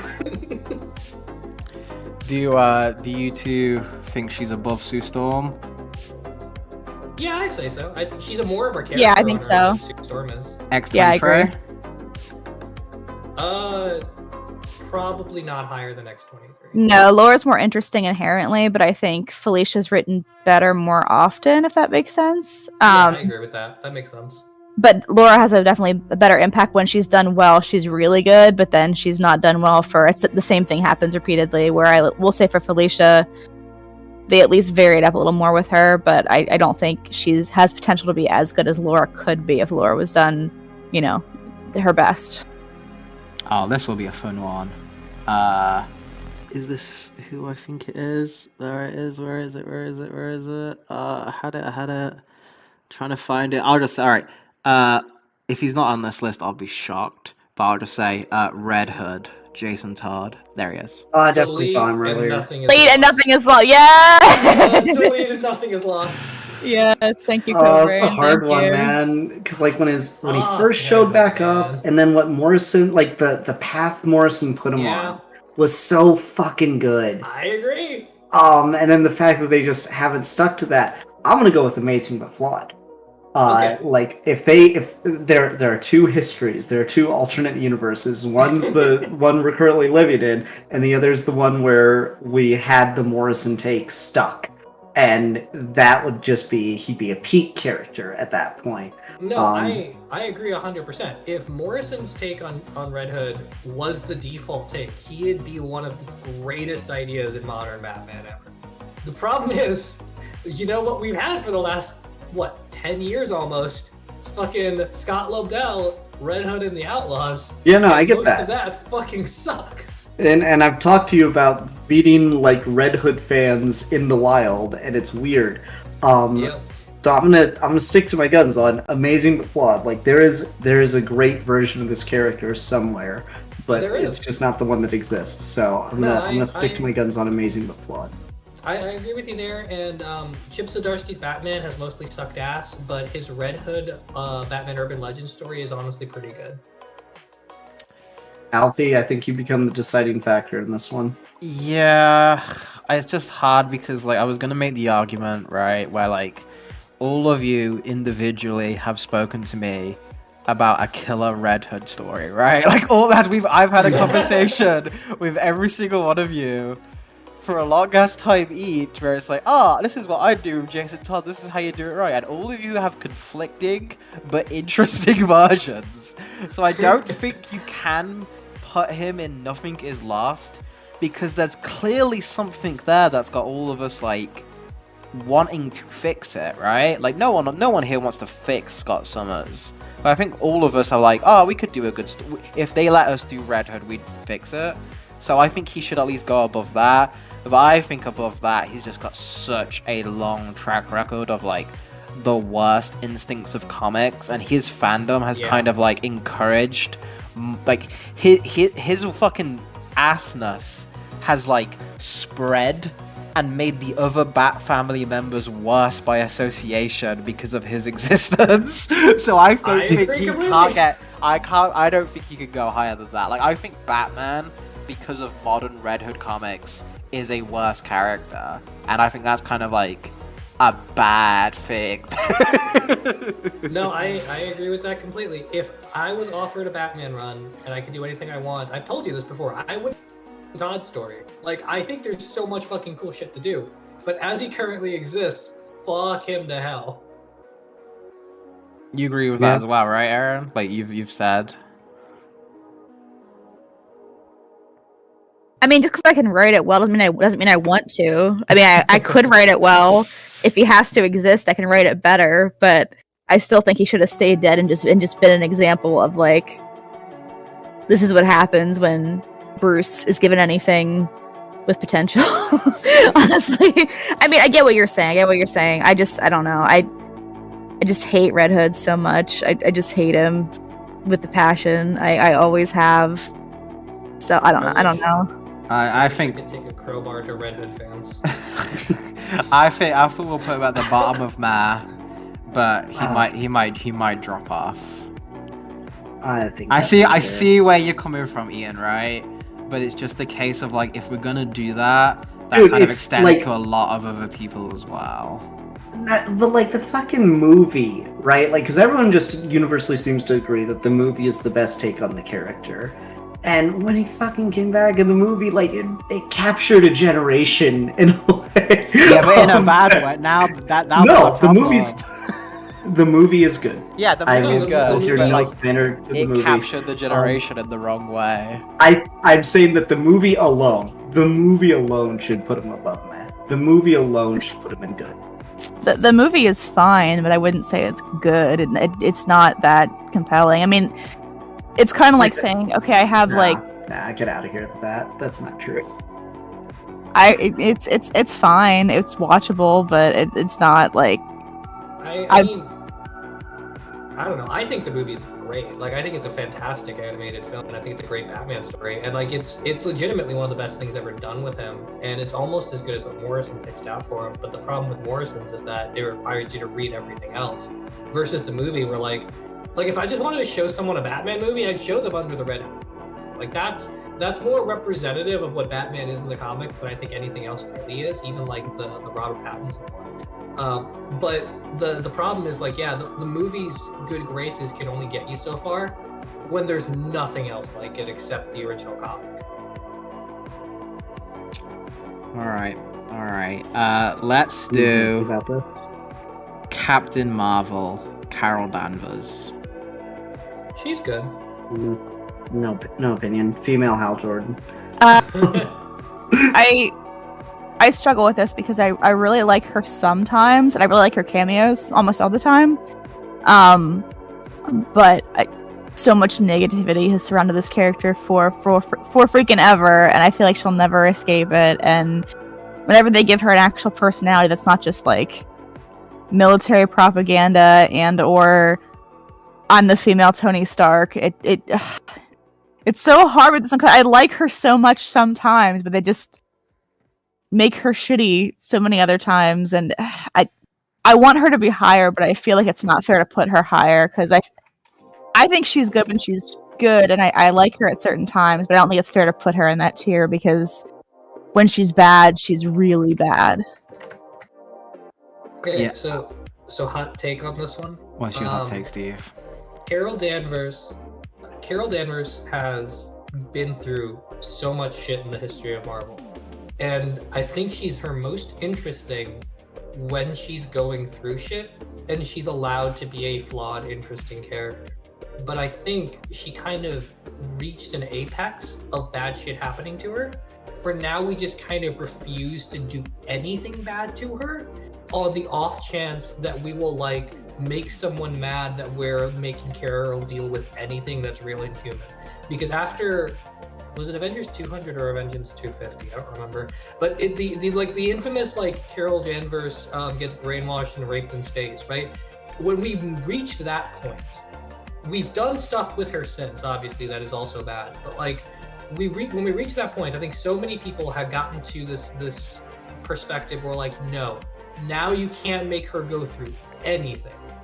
But her most interesting arcs are like when she becomes an alcoholic and Tony is her sponsor, when she when she loses her memory and like she has to like come to terms with knowing that she has her memories but not understanding who that person is anymore because it's like she's living a different life. Like there's so many interesting things about Carol when she's a character that was swept up in a universe that's too big for her, and that she came out traumatized from it and then fought in her way out and became a stronger person that is both able to take on those challenges but also understands what it's like to be on the ground and feeling overwhelmed. All that stuff can be so good, but ever since we turned her into Captain Marvel, she's just boring. She's just like, I'm boss bitch and there is nothing happening in my life except for being the boss bitch. I was just gonna say she's better as Miss Marvel than Captain Marvel. I was just gonna say that it's Miss Marvel in the picture. So I was just about to say that before you said that. So again, I think you're 99% on the money with that statement. The only thing I'll say is I don't want to see her near Tony Stark ever because I just hate Tony Stark inherently. But which I know they usually, it's not uncommon to see them together. The stories where Tony is like helping her deal with alcoholism, I think are some of the best comics the 90s ever produced. Like it's so good. But we haven't done anything like that with her since. Yeah, I think you make a pretty good argument, Steve, for that. I think you're pretty on the money with that. And technically her picture is Miss Marvel here, it's not Captain Marvel, so. Where do you think they talking like Carol here? Where do you think they should go then, Steve? You made the most in-depth argument. I think she's good. I think she's just good. I think we have yet to find a defining book for her, and I think we kind of, like the Bat Family, have lost our stomach to do anything with her that isn't just slice of life fan servicey bullshit. When she overcomes that hurdle and is allowed to be a real character again, I think she could be amazing. All right. On that same token, the only reason I picked that was so I could do this joke: Captain Marvel, aka Shazam. Amazing but flawed. Yeah, amazing but flawed. Greatest concept of all time, has like just struggled to get off the ground in a big way. 100%. What do you think about Shazam, Mrs. Billy Batson? Cute concepts, fun movie, boring comics. So I don't really have a thought on that because again, I like a lot of things about it. I just don't ever read anything, and I haven't read a ton of stuff with Shazam in it, but I don't ever read a lot that impresses me. So I kind of like just want to be goofier. I guess is kind of how I like that tone for Shazam, but they don't do that very often from what I've seen. But I agree with you. My favorite stuff with him as well is when he's like the children's reading age version of Superman, where you can give his comics like an actual child, which is just something we don't do anymore, where we make comics that actual kids can read. But I think like that's where his premise is the strongest, when it's the idea that, because when you're a kid, right, you don't, like, people made Robin as like, oh, you could be Batman's sidekick, right? But I think there's a reason why Superman never had a sidekick, because no kid really wants to be Superman's. They want to be Superman, or they want to be Goku, or they want to be this like really strong, powerful character that can save the day, who's already kind of like sweet and childish. So Billy Batson like making that literal and letting him just have that, and let him like having a Superman that doesn't have to have the weight of the world on his shoulders and can just have silly adventures where his main arch nemesis is a worm and his best friends with a talking tiger. Like, I think that's fantastic. It's just we don't do that much. So it's like, he honestly, for me, he'd be peak if Jeff Johns didn't exist. That's true. But because of that, I put him in Amazing but Flawed. Honestly, I think Billy's still I think kind of Amazing but Flawed is fine because there's so much like good going for him. That like the fact that there's not even like anything horrendously bad with him out there, like a lot of it's mostly just like inoffensive fluff writing as like his bad stories. I think it's fine to put him in Amazing but Flawed. And I think that's good as well, because like if you think like talking like impact, Shazam is just a thing people say now in like everything. Like people just throw that as like a word. Like I heard Shazam in Doctor Who first before I knew it was a comic book thing. Hey man, never forget, the reason Shazam exists the way he does is because he outsold Superman and DC got threatened. Yeah. There was something to it. Yeah. Speaking of outselling everyone, Wolverine, Logan. Amazing but flawed. Yeah, probably. Again, he's kind of the victim of his own success. Kind of just sick of Wolverine on premise, but like there is, you read the stories sometimes and it's like, yeah, there's aesthetically he's appealing. His power set is great. He's got some of the most iconic X-Men moments of all time. The Frank Miller miniseries with him is incredible. The original ongoing he had where Larry Hama some issues is incredible. Like Wolverine in general is just like such a cool, badass concept of a character. He's kind of quintessentially what people wanted to get right in the 90s, and they all failed at because no one could make a character that seems as effortlessly as cool as Wolverine, except maybe Ghost Rider. But man, there were so many shitty comics, and he's in so much crap now. Victim of his own success. Yeah, but then he has got Logan though. I'm gonna say peak. Honestly, I think even Wolverine's boring. He's still fun. I would agree with the very top of Amazing but Flawed. Yeah, I think Amazing but Flawed, lower peak in that range because he is iconic. I think you can get away from people not thinking like the fucking Wolverine claws with utensils is such a common thing now because Wolverine looks so fucking cool doing it. So you got to throw him that bone at least. You know what I think the reason is why he should probably be at like the bottom of peak is like the opposite effect of Cyclops, where it's like I said, oh, how lame do you have to be when X-Men fans find you boring? Wolverine is so cool, he transcends being an X-Men character. That's true, man. Like fucking all of Bendis' new Avengers. The fact that I could just like hear Aaron like seething across the vast distances of the cosmos. Wolverine's really fucking cool. Yeah, I like Wolverine. Wolverine's good. Does anyone else have a pick that they're itching to talk about? Okay, can you scroll down because I'm not sure if it's Johnny Thunder. Wait, what's the fuck name? I Johnny can't Storm. see any of these. They're too small and it's too Yeah. blurry. I can't really make out most I of these can't guys. tell if that's the Human Torch or Larfleeze. Right next to Cyborg. Right next to Right next Cyborg. to him. Right next to Cyborg. Where is Cyborg? Yeah, I can't. It's kind of like in the middle of. It's in the middle of the screen for me. I don't know if that's the same for Alfie or not right now because I'm behind everybody else. Cyborg. From the side, you got Rocket, Blue Beetle, Cyborg, and then there's the one in question. That's the Human I can't Torch. tell if it's the Human. Okay, it is Human Torch. Then I don't give a shit. Yeah. You know, Larflee's in this list. But Larfleeze would be peak, I feel. Yeah, Larfleeze has to be peak. Best character of all time. I don't know. Then fuck it. Green Lantern character. I see Kyle Rayner. Let's put Kyle Rayner on this fucking list. Nothing of value is. Damn. Amazing, but Amazing but flawed. Agreed. I Hard love agree. Kyle Rayner, man.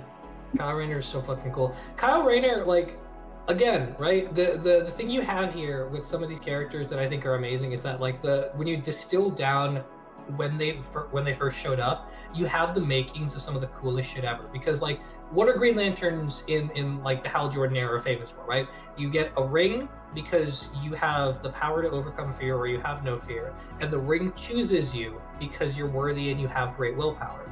You know, fucking Kyle? Kyle's origin story is they're all dead and you will do. And his biggest arch enemy is a construct made out of his own fears and doubts because he didn't have the ability to overcome fear when he first got the ring. And he spent so much time just like digging around space, Silver Surfer style, figuring out his place to the point where like he started as the absolute worst candidate to be a Green Lantern and then transcended upward to become the greatest Lantern as the White Lantern. The Omega Men is one of the best stories DC has ever published in the 2010s. It's such a good fucking book. The White Lantern book he had, the Green Lantern Corps book that he had for a little while, was really fucking good.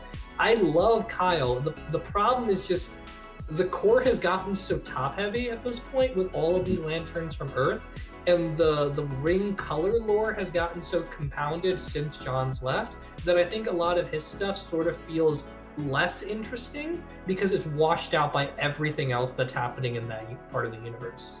I think that's all fair. I fucking love Kyle Rayner. Kyle Rayner's just like like just from the concept, right? It's like, okay, he's the Green Lantern. What's his like day job? Oh, he's an artist. Oh, just like immediately Right? that fucking hits. It's so good. His constructs are all like fucking mechas and shit because I know. So cool. I love it. It's fucking peak character. Peak character. I love it. I think he needs a couple more Omega Man type stories, and he could be a peak character. I love him so much. Yeah, we're gonna love Kyle Rayner. What do we think about Black Canary? Hang on a second. I want to go back to Green Lantern for a minute. Or Kyle Rayner, I should say. Okay, alright. I want to be a dick and put him low just because I don't care about Green Lanterns, but I have to admit, and I will say, I think I cracked a Green Lantern book one time, and I didn't get very far in it because I don't find any of it interesting. But I think Red Lanterns are cool, and I think Larfleeze is cool, so I want to say to Ian, I'll give you this, because I won't comment on anything Green Lantern, because I don't actually know much about it, and I never had any interest in it, so I will concede, sure, we can keep him in that tier, even though, like, I disagree on an interest level. I don't actually know much about. I know who they are. Like I think Jon Stewart's my favorite of the Lanterns, but that's you watch the Justice League show like everyone else from our fucking generation. Yes. Now go read a Jon Stewart comic and watch him be the most like ballless motherfucker of all time. Oh my god, it's true, man. Fucking hate Jon Stewart in the comics. Absolute fucking worthless character in the comics ever since the 2000s. I don't like the way you said worthless there. I don't like the emphasis you put. Is Guy Gardner on this list? Can we throw him in delete and nothing is...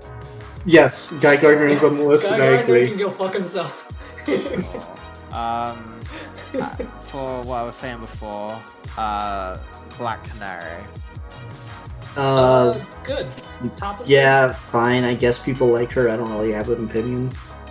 I liked her in the Batman Brave and the Bold cartoon. I like her in the cartoons. I love her in Green Arrow comics, which is mostly where I read her.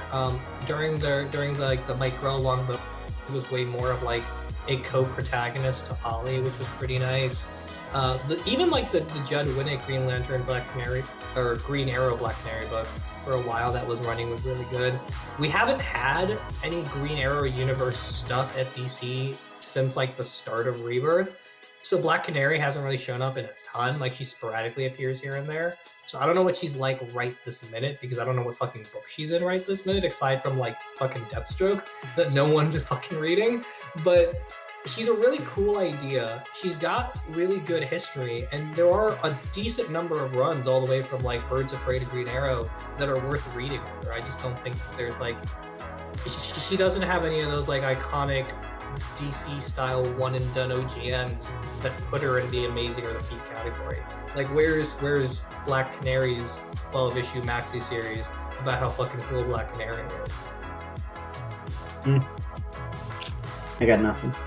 Okay. Who else is grabbing by? Any of Aaron? You pick one. You haven't picked one yet. Oh, you said you can't say. You just say a character name. They're probably on here. Hold on. I'm trying to actually see this list. The ones I can see, I don't want to talk about.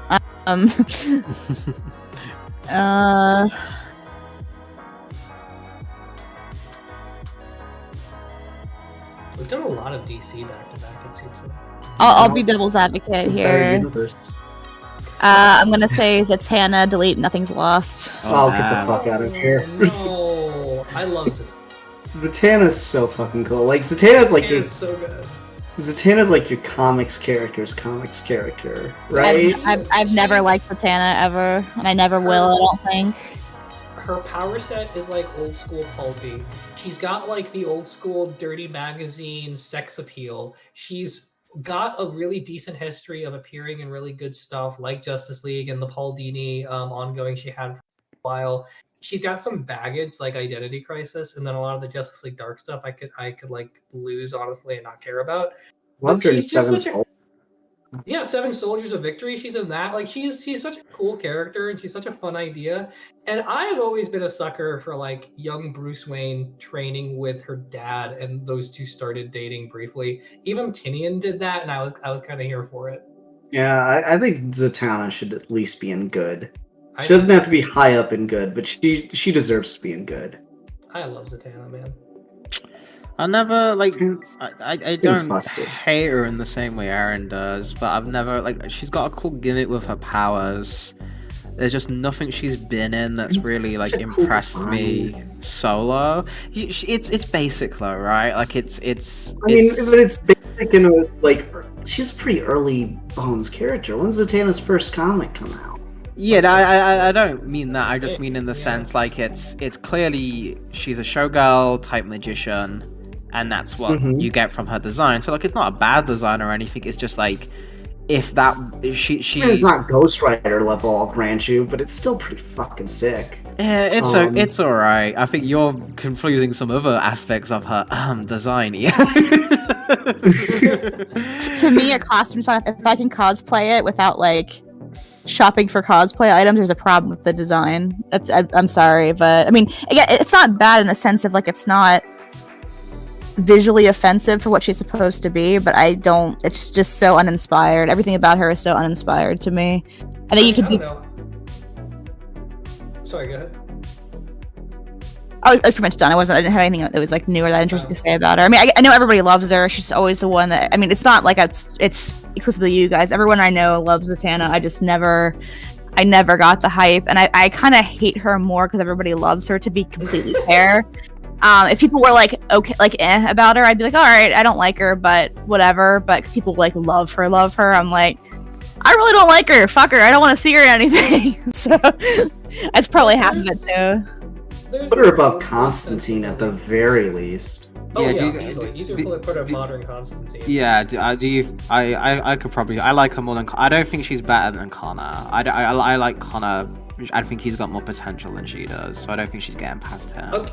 I think one thing you could say in the Superboy Zatanna debate here is that Connor's got a lot of potential and very little execution. I think Zatanna's got a lot of potential and a decent amount of times where that hasn't appeared. I feel like that potential graph is just like so different. Like it's like Connor could one day become Super Saiyan God. Zatanna's like, oh, she's got like a Super Saiyan 2 level comic here that she kind of taps stuff out. But sure, but that's more than Connor has.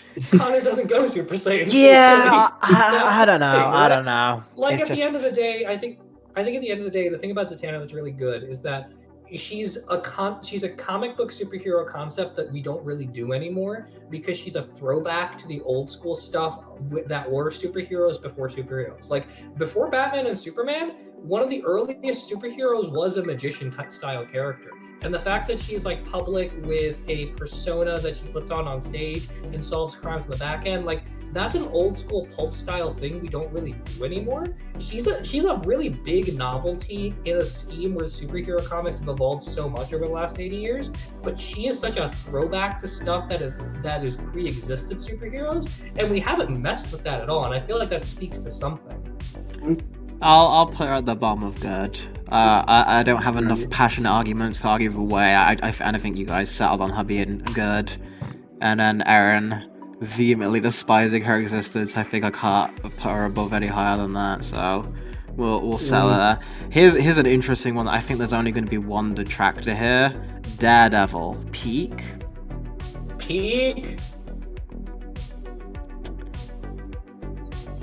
I'll agree. I think at least I don't always love his solo runs, but I think other things that he's in are usually good. And of course, like the up until recently, the cinematic adaptations have always been at least entertaining.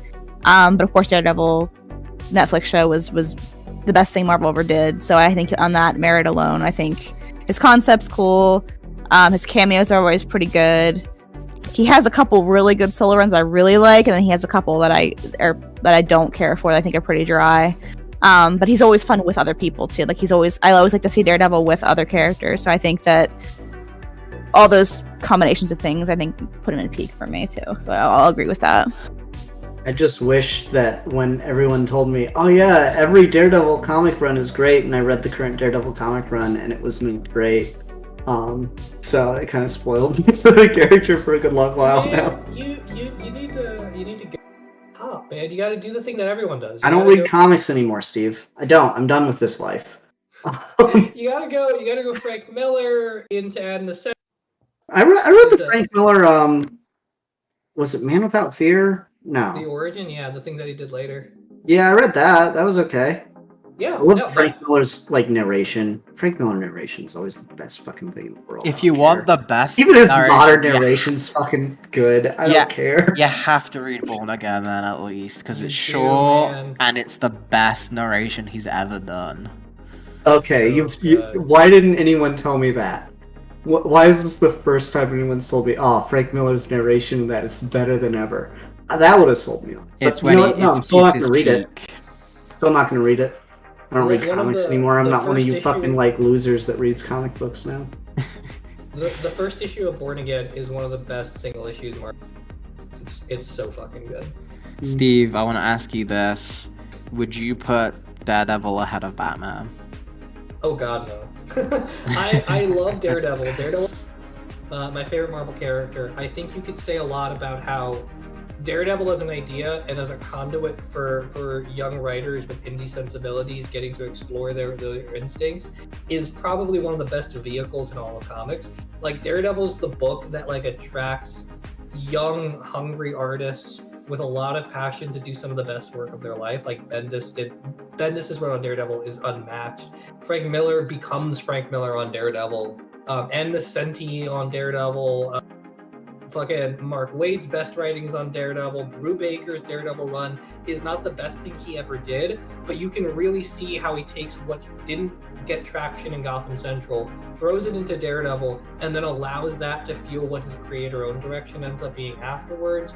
Like, Daredevil is such a great concept for all of that, but I think that the hurdle he runs into at the end of the day, that where he can't top Batman, is on a really pure fundamental level. Batman's always going to be one of the greatest ideas anyone's ever had in fiction, and he's so massively appealing that people recognize Batman's symbol with no words everywhere in the world, even though they don't speak English. The entire marketing campaign for Batman 89 was just the symbol. You could pull that shit today and it would still work. The DD is a cool aesthetic, but Daredevil's never going to be to the level of Batman in terms of number of kids that can have them on lunchboxes. And the other thing is just, I don't think Daredevil is as genre-wise versatile as Batman is. Like, you can do a lot with Daredevil, but Daredevil's kind of at his best when Frank Miller kind of molded him into that hard-boiled, gritty character. And, like, we've done more fun stuff with him since, but even Mark Waid, like, at the end of the day, kind of had to fall back on Daredevil's life is garbage, you know? Like, that's a hole you kind of just can't escape. And with Batman, you don't have that limitation. Black Widow. Meh. I Good. think she's good, but she's really boring a lot of times. I think she's good when she's with someone, like, when you actually have personality. Like, when her and Matt are together, she's really, really good there. Her dialogue's always great with Matt. I love that ship forever. I always will. But I think she's bland a lot of times, or she's too much, like, generic female badass kind of vibes. But I think when she's done well, she's good. So I'd say good is fair, but I can understand people not liking her because a lot of her stuff is very bland, and there's a lot of what they shoved her in recently doesn't make sense to put her in. So I like her. I think she's good, but I can get why if you don't read the right things, you kind of think she was in. Do you think she should be above Carol?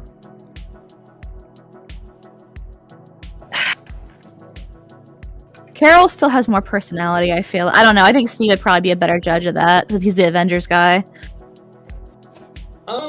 I think the problem Black Widow runs into is, like, we kind of hit a snag with her where we just kind of don't know what to do anymore. She was a focal point of a lot of Marvel comics, both in Avengers and, like, as a side character and stuff like Daredevil for a while. And then the 2000s rolled around, and she just kind of became generic SHIELD spy for a good minute, and as, like, a backup character in Captain America and stuff like that. The Kelly Thompson run that I think is still going. I'm a few issues behind on wherever that left off, but the Kelly Thompson run is really good, and she's got a lot of interesting hands in a lot of Marvel pockets. I think Brubaker was really smart to tie Bucky's backstory in with her, and I think their run together made a lot of sense and was written really well. And then I think a lot of the stuff that we did with her in the old school SHIELD and Avengers stuff was all good, but you kind of met an impasse where, like, we just created too many, like, boring SHIELD spies to make her stand out. Like, the second Bendis made Maria Hill the new Black Widow, everything about Black Widow became way less interesting. That's a great point about Maria Hill. That's something I didn't even kind of really think about, because of course you have, like, Brown Recluse and everything, but I think, like, Maria Hill kind of was what the death of Black Widow was. Yeah, because, like, you had Clay Quartermain for a really long time as, like, a SHIELD agent that was in a lot of books. Like, he was a side character in Hulk. But, like, come on, Clay Quartermain as knockoff James Bond was never going to be as cool as knockoff James Bond as Nick Fury ended up being. And neither one of them had, like, the sex appeal that James Bond does. So, of course, Black Widow is, like, the king of that pyramid. But then, like, the second Maria Hill shows up, it just all becomes a wash.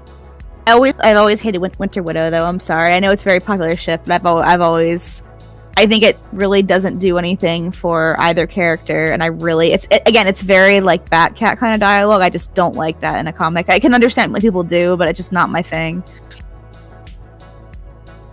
I don't have any opinion on their ship, but I do really like the books where they're in it together, just because I think they're pretty well written. I think Bucky's stint as Captain America sort of reaches its apex when Black Widow is showing him the ropes, and then when he goes back to being the Winter Soldier, I think that run he has with her is really, really good too.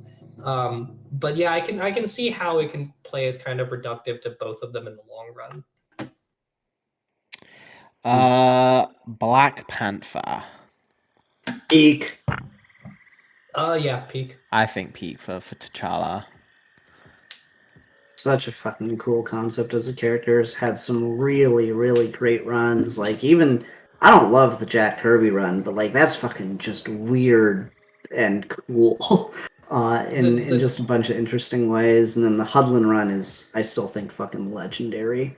Like, it just... Don McGregor run, man, like, he opened with fire. Like, the Don McGregor has more complicated racial politics than, like, 90% of, like, actual books about race, man. That stuff is so good. Yeah, Black Panther's peak as fuck. It's kind of sad because the most I know about Black Panther comic-wise is kind of from the stuff with Storm, which isn't his best, is not his best version. Well, that's the Hudlin run. That's in the Hudlin run. Oh, is it really? I didn't know what it was from. Hudlin is the one that does marry Black Panther to Storm off. Now, I don't know what that was like from the X-Men side of the books. I only know what it was like from the Black Panther side. It was not great from the X-Men side, but I really like his design, and I think he's a long overdue type of character, so I'm fine with him in peak, even though I don't really have that much of a ground besides, like, again, a little bit from the X-Men side, I think, and of course like the movies and stuff. So but I think he's a long overdue character with a really cool design and a neat concept, so I'm cool with him being in peak. He deserves it, I think. Just the fucking like issues of Black Panther that Hudlin wrote are not issues of Black Panther, issues of X-Men that Hudlin wrote when Black Panther was in it, when he was setting up the Storm stuff. It was like, I will go and I will kill him. You'd make yourself judge, jury, and executioner? Yes, I'm a king. I'm allowed to do that. Fucking killed me. Yeah, so good, man. T'Challa is just like, I think you can make the argument that he's the coolest character in comics. Like, he just has, you give Batman good lines, right? And Wolverine gets good one-liners. If you're going by law of averages, T'Challa throughout all of his run and like every cameo appearance has like the coldest fucking lines out of every other character in history. And like he's like there's a fucking, I don't know what issue it's from, but there's a comic where he's fighting the Red Skull. And, like, the Red Skull's, like, spouting out all this racist shit towards him, like, as Red Skull the Nazi would do. And then Black Panther, like, gets his suit on. But then he takes off his gloves. So he's like, now you could be beat by these hands. Like, it's so fucking raw! Even when, like, Black Panther comics are bad, they're still just legitimately some of the most interesting stuff out there. Like, Coates is a shit comic book writer. Like, man does not know how to write a script in a comic to save his fucking life. And I know a lot of people give his Black Panther run shit for introducing the idea that Wakanda was also built on top of a colonized civilization, because they thought it kind of ruined the concept for him, which I can see why people would say that. But even in that stuff, which isn't particularly great, you have the character dealing with so many really interesting questions that you don't normally get put in any other place in the Marvel universe, which is always fun. And like, as bad as Wakanda Forever the movie ended up being, the opening like 30-40 minutes where you're like really dealing with these strange and interesting ethical and political questions about this mineral that can literally change the world are all so good. And I just wish that was more of the fucking movie. I'm with you. No. I didn't like the Coates run for the exact reason you talked about, which is why I stopped it. I don't know. Which is fair. Like, it's not a good run. Like, as an idea, I can see why he thought that, right? Like, I can totally see this guy of all people, the guy that fucking Cornel West disavowed as an apologist for white supremacy. I can see why he was like, but what if we posited the reality of politics, which is that every civilization is a colonizing civilization, and really wrestle with what that means for pictures of Utopia? Now, he didn't give us a good answer, and most of it was crap, but it's a really good question. All right, can I intercede? And I just want to do two because one of them is going to be like the quickest thing in the world, and I want to put this on record. Sure. Okay, Donna Troy, delete Nothing Is Lost. Yeah. I don't think I have any arguments there. Like at the I think she would agree with you. At the absolute bottom of the tier, like with no hope of crawling out of the hole that I want to bury that woman in. And then conversely, right next to her is Wonder Woman, who I think should go in Amazing but Flawed because of the amount of like company interference that DC has put and like the weird conflicting takes on the character that have come out over the years, but just the core concept, the good when it does hit, is so fucking good with Wonder Woman. So I think she should go at the top of that. I think Wonder Woman belongs in peak, honestly. Like I do I agree wish that there's a lot so of much bad. There's so much. there's a lot of baggage with how many bad she's in, and she definitely has like of Batman, Superman, and Wonder Woman. She has the least ability to like mine for good evergreen stories. But I think in the same way, like Batman and Superman are two of the most recognizable characters in fictional history, I do think Wonder Woman belongs on that pedestal, and she is recognizable in that way. She needs more to capitalize on it, but I do think she's still like a peak concept. I agree, but I think that just the amount of bad, unfortunately, is why I put her in the Amazing but Flawed. Like that's my thing. It's like I love Wonder Woman. I want to put her in peak too, but just the amount of the fact that like as soon as Marston died, within the first like 10 years of the character existing, DC just started to bury all of the good concepts with Wonder Woman for like a good 2 to 3 decades. Yeah, that's fair.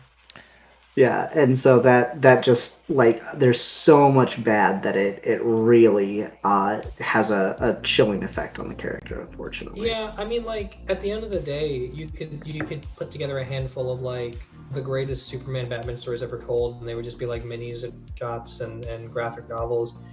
Wonder Woman doesn't really have that, which probably sucks the worst. She doesn't have a cartoon. Her films.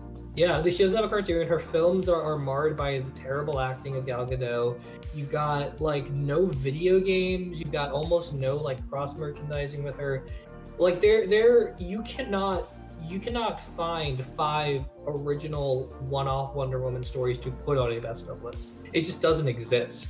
Like, what are your options, right? Like Earth 1, Hecate, and what the Dead Planet shit that we reviewed a while back. Like that's about it. Dead Planet. That one's terrible. I know, but like, what else is there? Oh, I mean, I like her. A lot of her stuff in Rebirth is really good. There's a lot of the Perez stuff.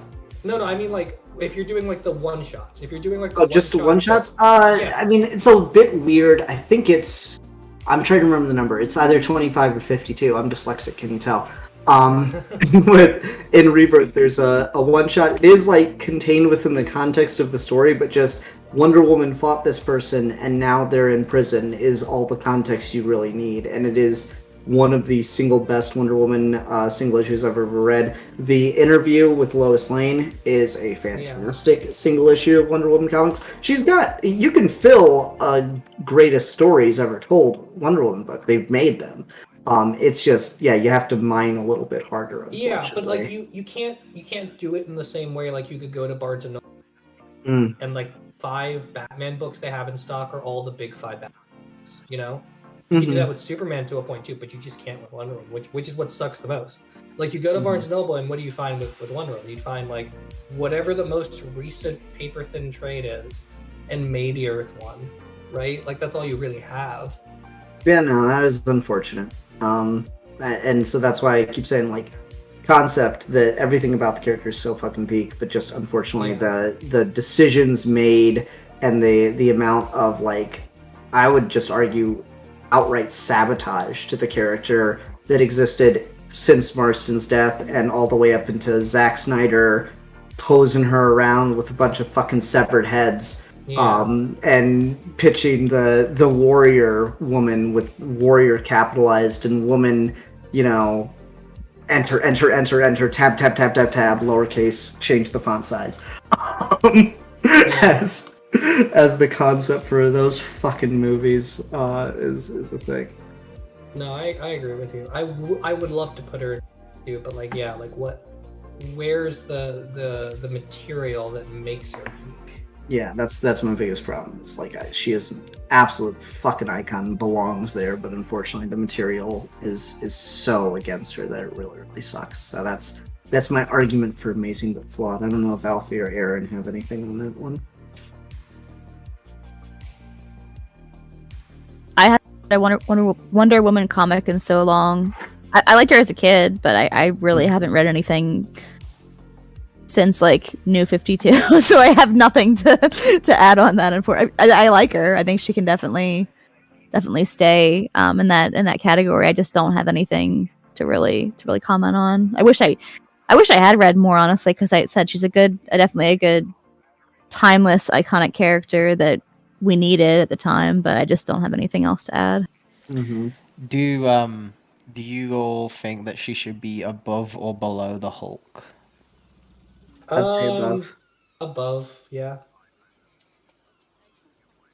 Okay. While we're here, then we've got the other two. Let's just do Superman. So we'll have the whole trinity. Peak. Okay. Yeah, peak. Like Superman's got a shit ton of bad too. Don't get me wrong, but it's a lot easier to find the good stuff. For Superman. I mean, at the end of the day, like if you're saddled with nothing but the most superficial stuff, you've got the Christopher Reeve movie, you've got All-Star Superman, you've got Up in the Sky now. Really, as bad as the cartoon is, that's where a lot of people know him. Man of Steel is still in the discourse and is hyper controversial, even though like it's basically being written out now that Henry Cavill's leaving. But like Superman, like Batman, is one of the most recognizable icons in fiction. So it's hard not to put him at like the top of icon for peak. I mean, like without him, we wouldn't even have any of these other ones. No, everyone else is a ripoff. Yeah. I don't know. I think you kind of delete Superman and, nothing's really lost when you think about it. Because then you can have Kakarot, right? You got Kakarot. Yeah, exactly. That's what we did. I guess I'll just ask you all for Superman, because I think I'd be fucking shocked if my own wife says Superman is at peak.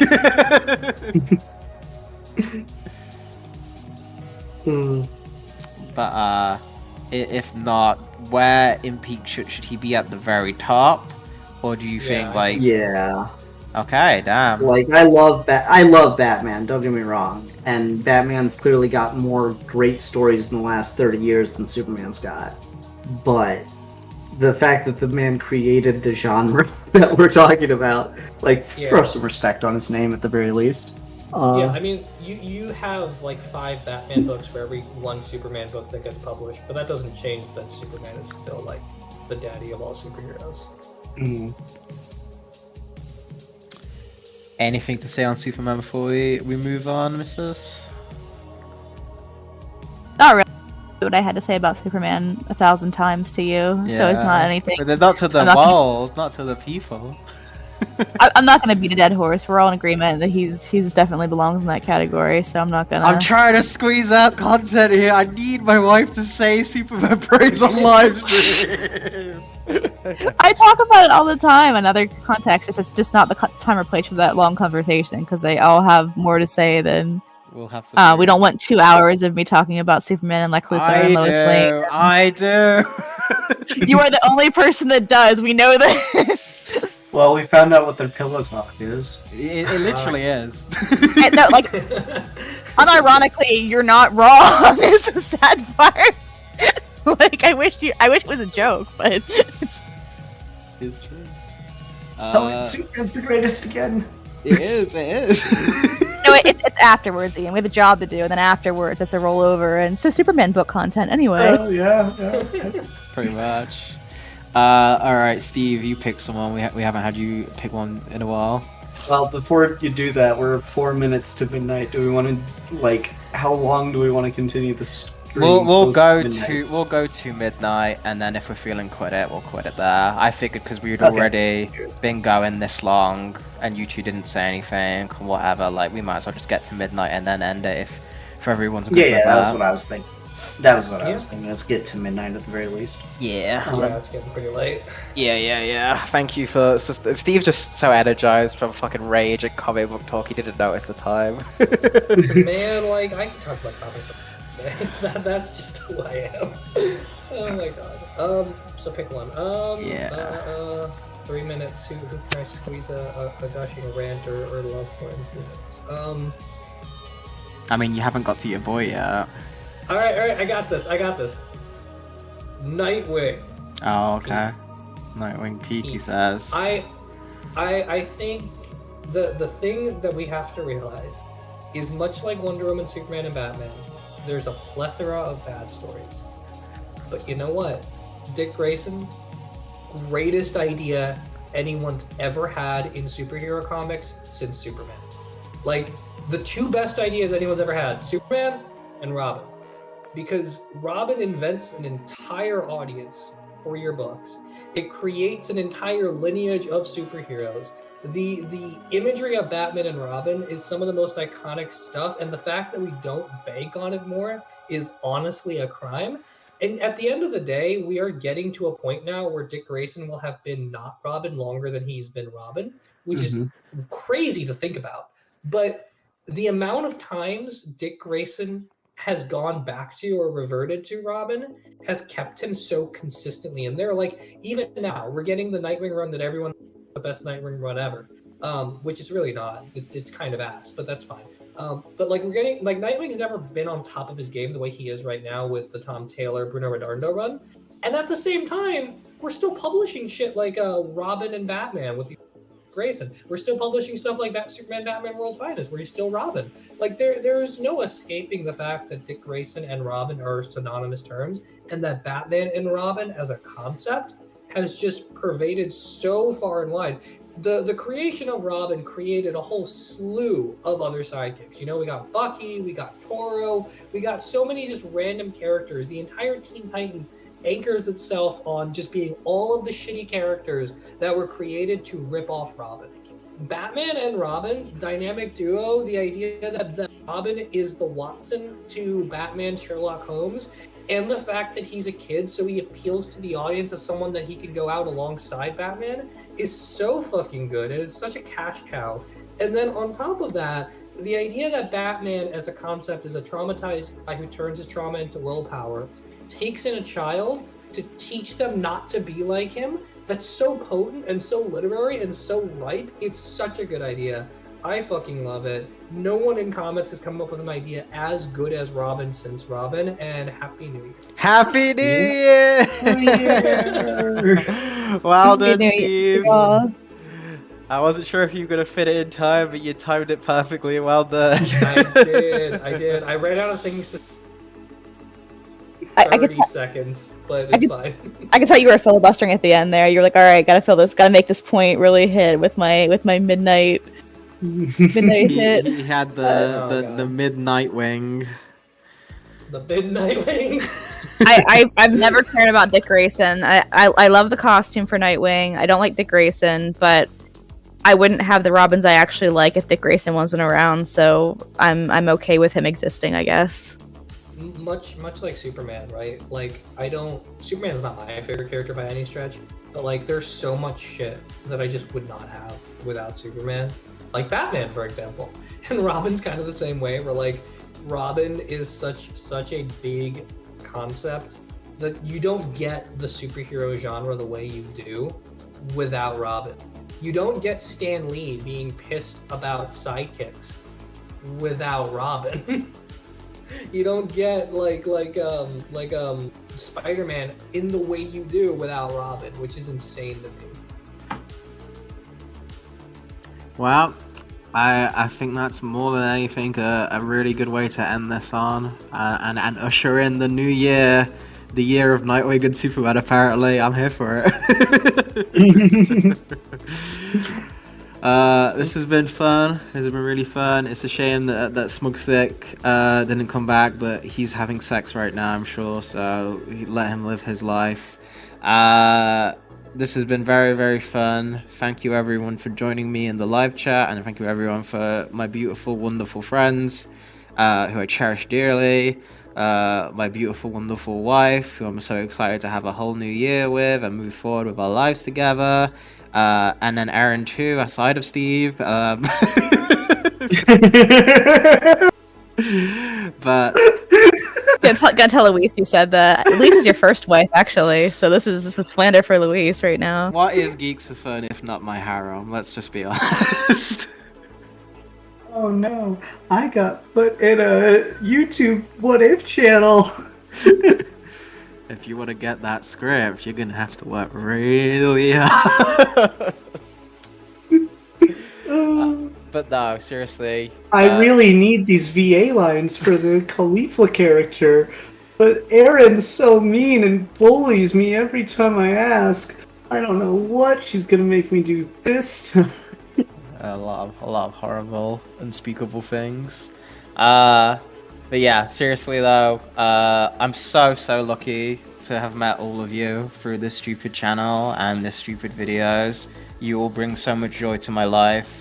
I can get annoyed, I can get quiet. I'm very not someone who talks to people in general, but for a weirdo like me who's obsessed with the guy we put in Peaked, the fact that I'm so lucky to be able to meet you people and to love you people and have this wonderful time being able to talk this shit truly means my entire life for me. I would not be the same person I am now without all of you. So thank you all from the bottom of my heart. And I hope all of your New Year's continue to be wonderful and better than ever before. Happy New Year, buddies. I love you. Happy New Year. Happy New Year, guys. Love y'all. We love y'all, Batman and we will see y'all some other time. Have a good night, good morning, or wherever you're in the world, and most of all,